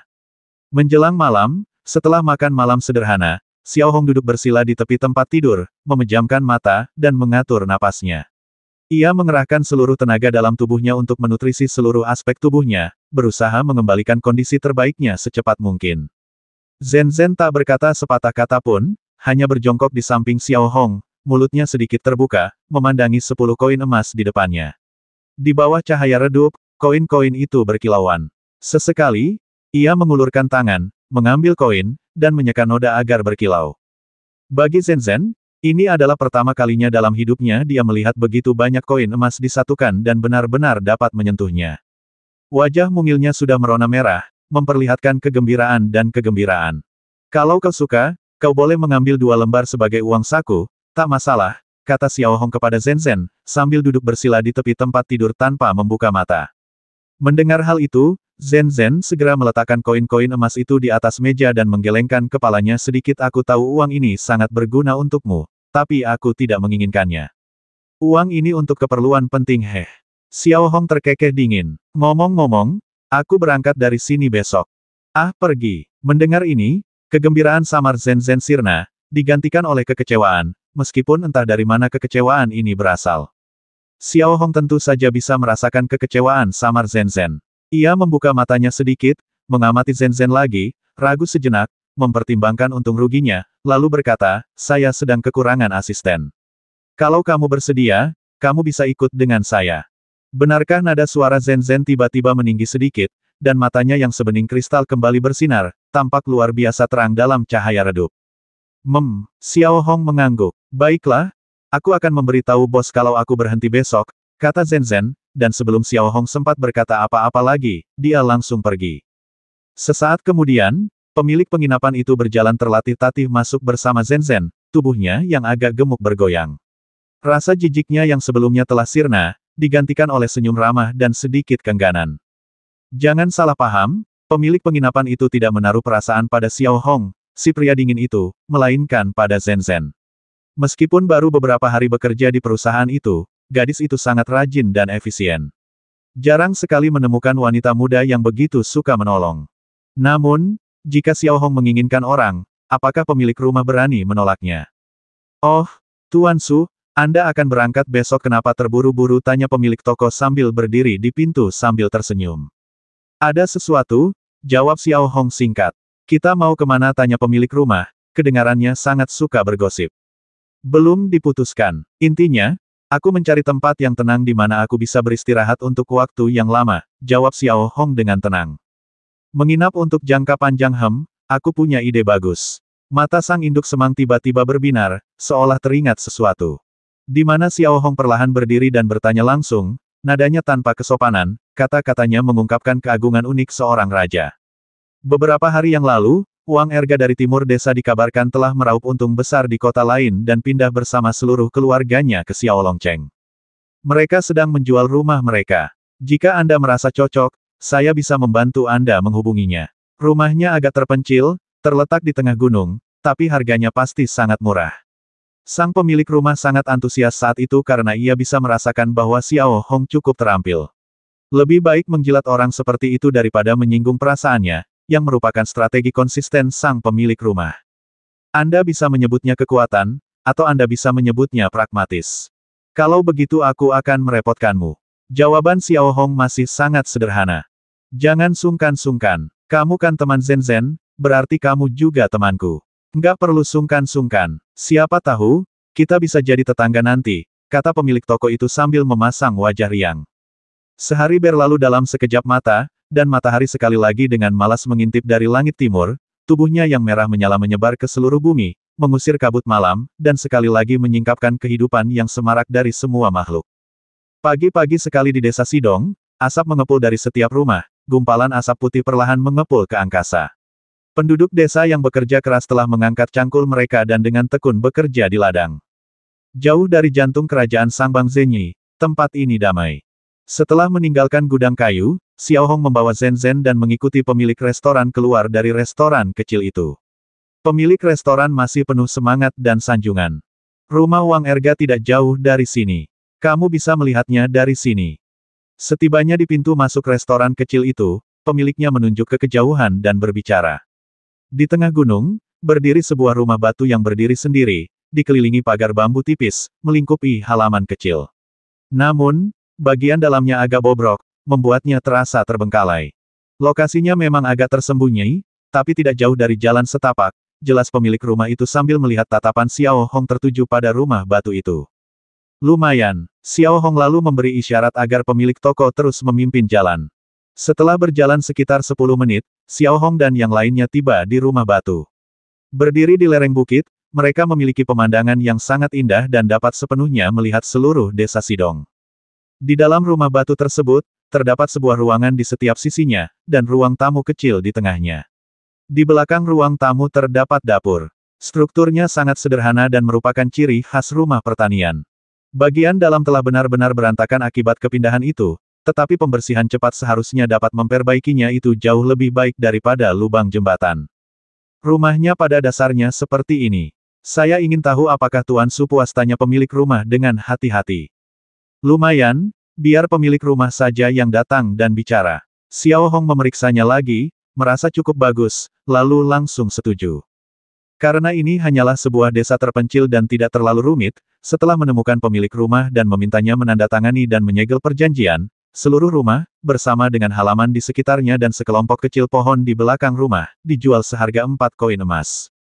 Adapun orang yang bertransaksi dengan rumah ini, Xiao Hong tidak menulis dirinya sendiri, melainkan Zen-Zen. Karena Xiao Hong tidak ingin meninggalkan jejak di sini. Sebenarnya, pemilik sebenarnya dari rumah ini, namanya Zen-Zen.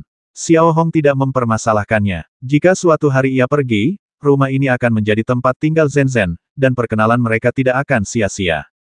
Xiao Hong kemudian memberi Zen-Zen 2 koin emas untuk membeli beberapa kebu dewa sehari-hari, sementara dia mulai memperbaiki kerusakan kecil di ruangan itu. Misalnya, cekungan pada tempat tidur bata yang dipanaskan, atau meja yang rusak, dan sebagainya. Menjelang sore, rumah batu yang baru saja dibeli Xiao Hong hampir selesai direnovasi. Rumah itu memang tidak terlalu indah, tetapi setidaknya masih bisa ditinggali. Sementara itu, Zen-Zen sudah membawa tas-tas besar dan bungkusan-bungkusan kecil, berjalan menyusuri jalan setapak pegunungan yang datar menuju rumah batu. Di belakangnya ada Gou Dan, yang diutus oleh pemilik rumah. Ia praktis seorang buruh tani, memikul beberapa bangku kayu di pundaknya, beberapa panci besi di punggungnya, beberapa kebu dewa sehari-hari di tangannya yang lain, dan beberapa set perlengkapan tidur yang tergantung di depan dadanya. Wajahnya berkilau karena keringat, dipenuhi dengan kebencian dan ketidaksabaran. Jelas sekali bahwa pemilik restoran mengorbankan dirinya demi memberi kesan yang baik pada Xiao Hong. Namun, ia tak bisa berkata apa-apa lagi sekarang dan hanya bisa menelan ludah. Namun, ketika Gou Dan memasuki ruangan dan melihat wajah dingin Xiao Hong, rasa tidak senangnya langsung sirna. Bahkan Gou Dan sedikit terkejut, karena ia tidak hanya merasakan dinginnya Xiao Hong, tetapi juga rasa superioritas dan tekanan. Secara logika, Xiao Hong hanyalah seorang apoteker keliling yang terampil, jadi mengapa ia merasa seperti ini, mengapa ia tiba-tiba merasa kagum. Tuan rambut putih, Anda sudah membeli begitu banyak barang, dan Anda bahkan belum menghabiskan 1 koin emas pun, kata Zhen Zhen tegas, berdiri di samping Xiao Hong. Kemudian ia merentangkan tangan kecilnya, memperlihatkan 1 koin emas dan 4 koin perak. Xiao Hong tidak mengatakan apa-apa, mengambil koin perak dari tangan Zhen Zhen, dan melemparkannya langsung ke Gou Dan. Terima kasih atas kerja kerasmu. Xiao Hong hanya mengatakan itu, lalu, dengan sedikit pincang, mulai merapikan barang-barang yang dibeli Zhen Zhen. Di sisi lain, rasa tidak senang Gou Dan langsung sirna saat melihat koin perak berkilau di tangannya, tergantikan oleh cahaya yang berkilauan di matanya. Koin perak itu setara dengan gaji Gou Dan selama beberapa hari. Ini hanya bantuan kecil, tidak masalah sama sekali. Jika kau membutuhkan sesuatu dariku di masa mendatang, jangan ragu untuk datang kepadaku, Gou Dan. Aku akan berusaha sebaik mungkin untuk membantu. Gou Dan memegang koin perak di tangannya dan berkata dengan senyum memuja, raut wajahnya berubah 180 derajat. Xiao Hong tidak berkata apa-apa lagi, dia hanya melambaikan tangannya, memberi isyarat bahwa Gou Dan boleh pergi. Baiklah, kalau begitu aku pergi dulu, Tuan Su. Aku akan berada di restoran kecil di kaki gunung. Kalau Tuan butuh sesuatu, beritahu saja. Aku akan melakukan apapun yang Tuan butuhkan, apapun yang terjadi, aku akan rela melewati api dan air demi Tuan. Gou Dan berkata kepada Xiao Hong sambil tersenyum ramah sebelum meninggalkan rumah batu itu. Xiao Hong mengabaikan kata-kata Gou Dan, ekspresinya tidak berubah, dan berjongkok di lantai semen, merapikan barang-barang di tangannya. Tuan rambut putih, lihat, ini baju-baju baru yang kubelikan untukmu di pasar. Setelah Gou Dan pergi, Zhen Zhen, dengan tubuh mungilnya, berjongkok di samping Xiao Hong dan menggeledah karung goni untuk mengeluarkan sebuah kemeja biru tua lengan pendek, beserta celana panjang abu-abu. Xiao Hong melirik pakaian di tangan Zhen Zhen, tanpa banyak reaksi, dan hanya bertanya, apa yang kamu beli? Saya hanya membeli 2 barang, kata Zhen Zhen sambil mengeluarkan sebuah kemeja linen kasar yang sangat biasa dari karung goni, bersama dengan sekantong benih bunga. 2 koin emas itu untukmu. Beli saja sesukamu, jangan terlalu hemat. Xiao Hong mengalihkan pandangannya, ekspresinya masih belum menunjukkan reaksi apapun, lalu berkata lembut, lalu mengeluarkan beberapa buku catatan dan 2 pensil. 710.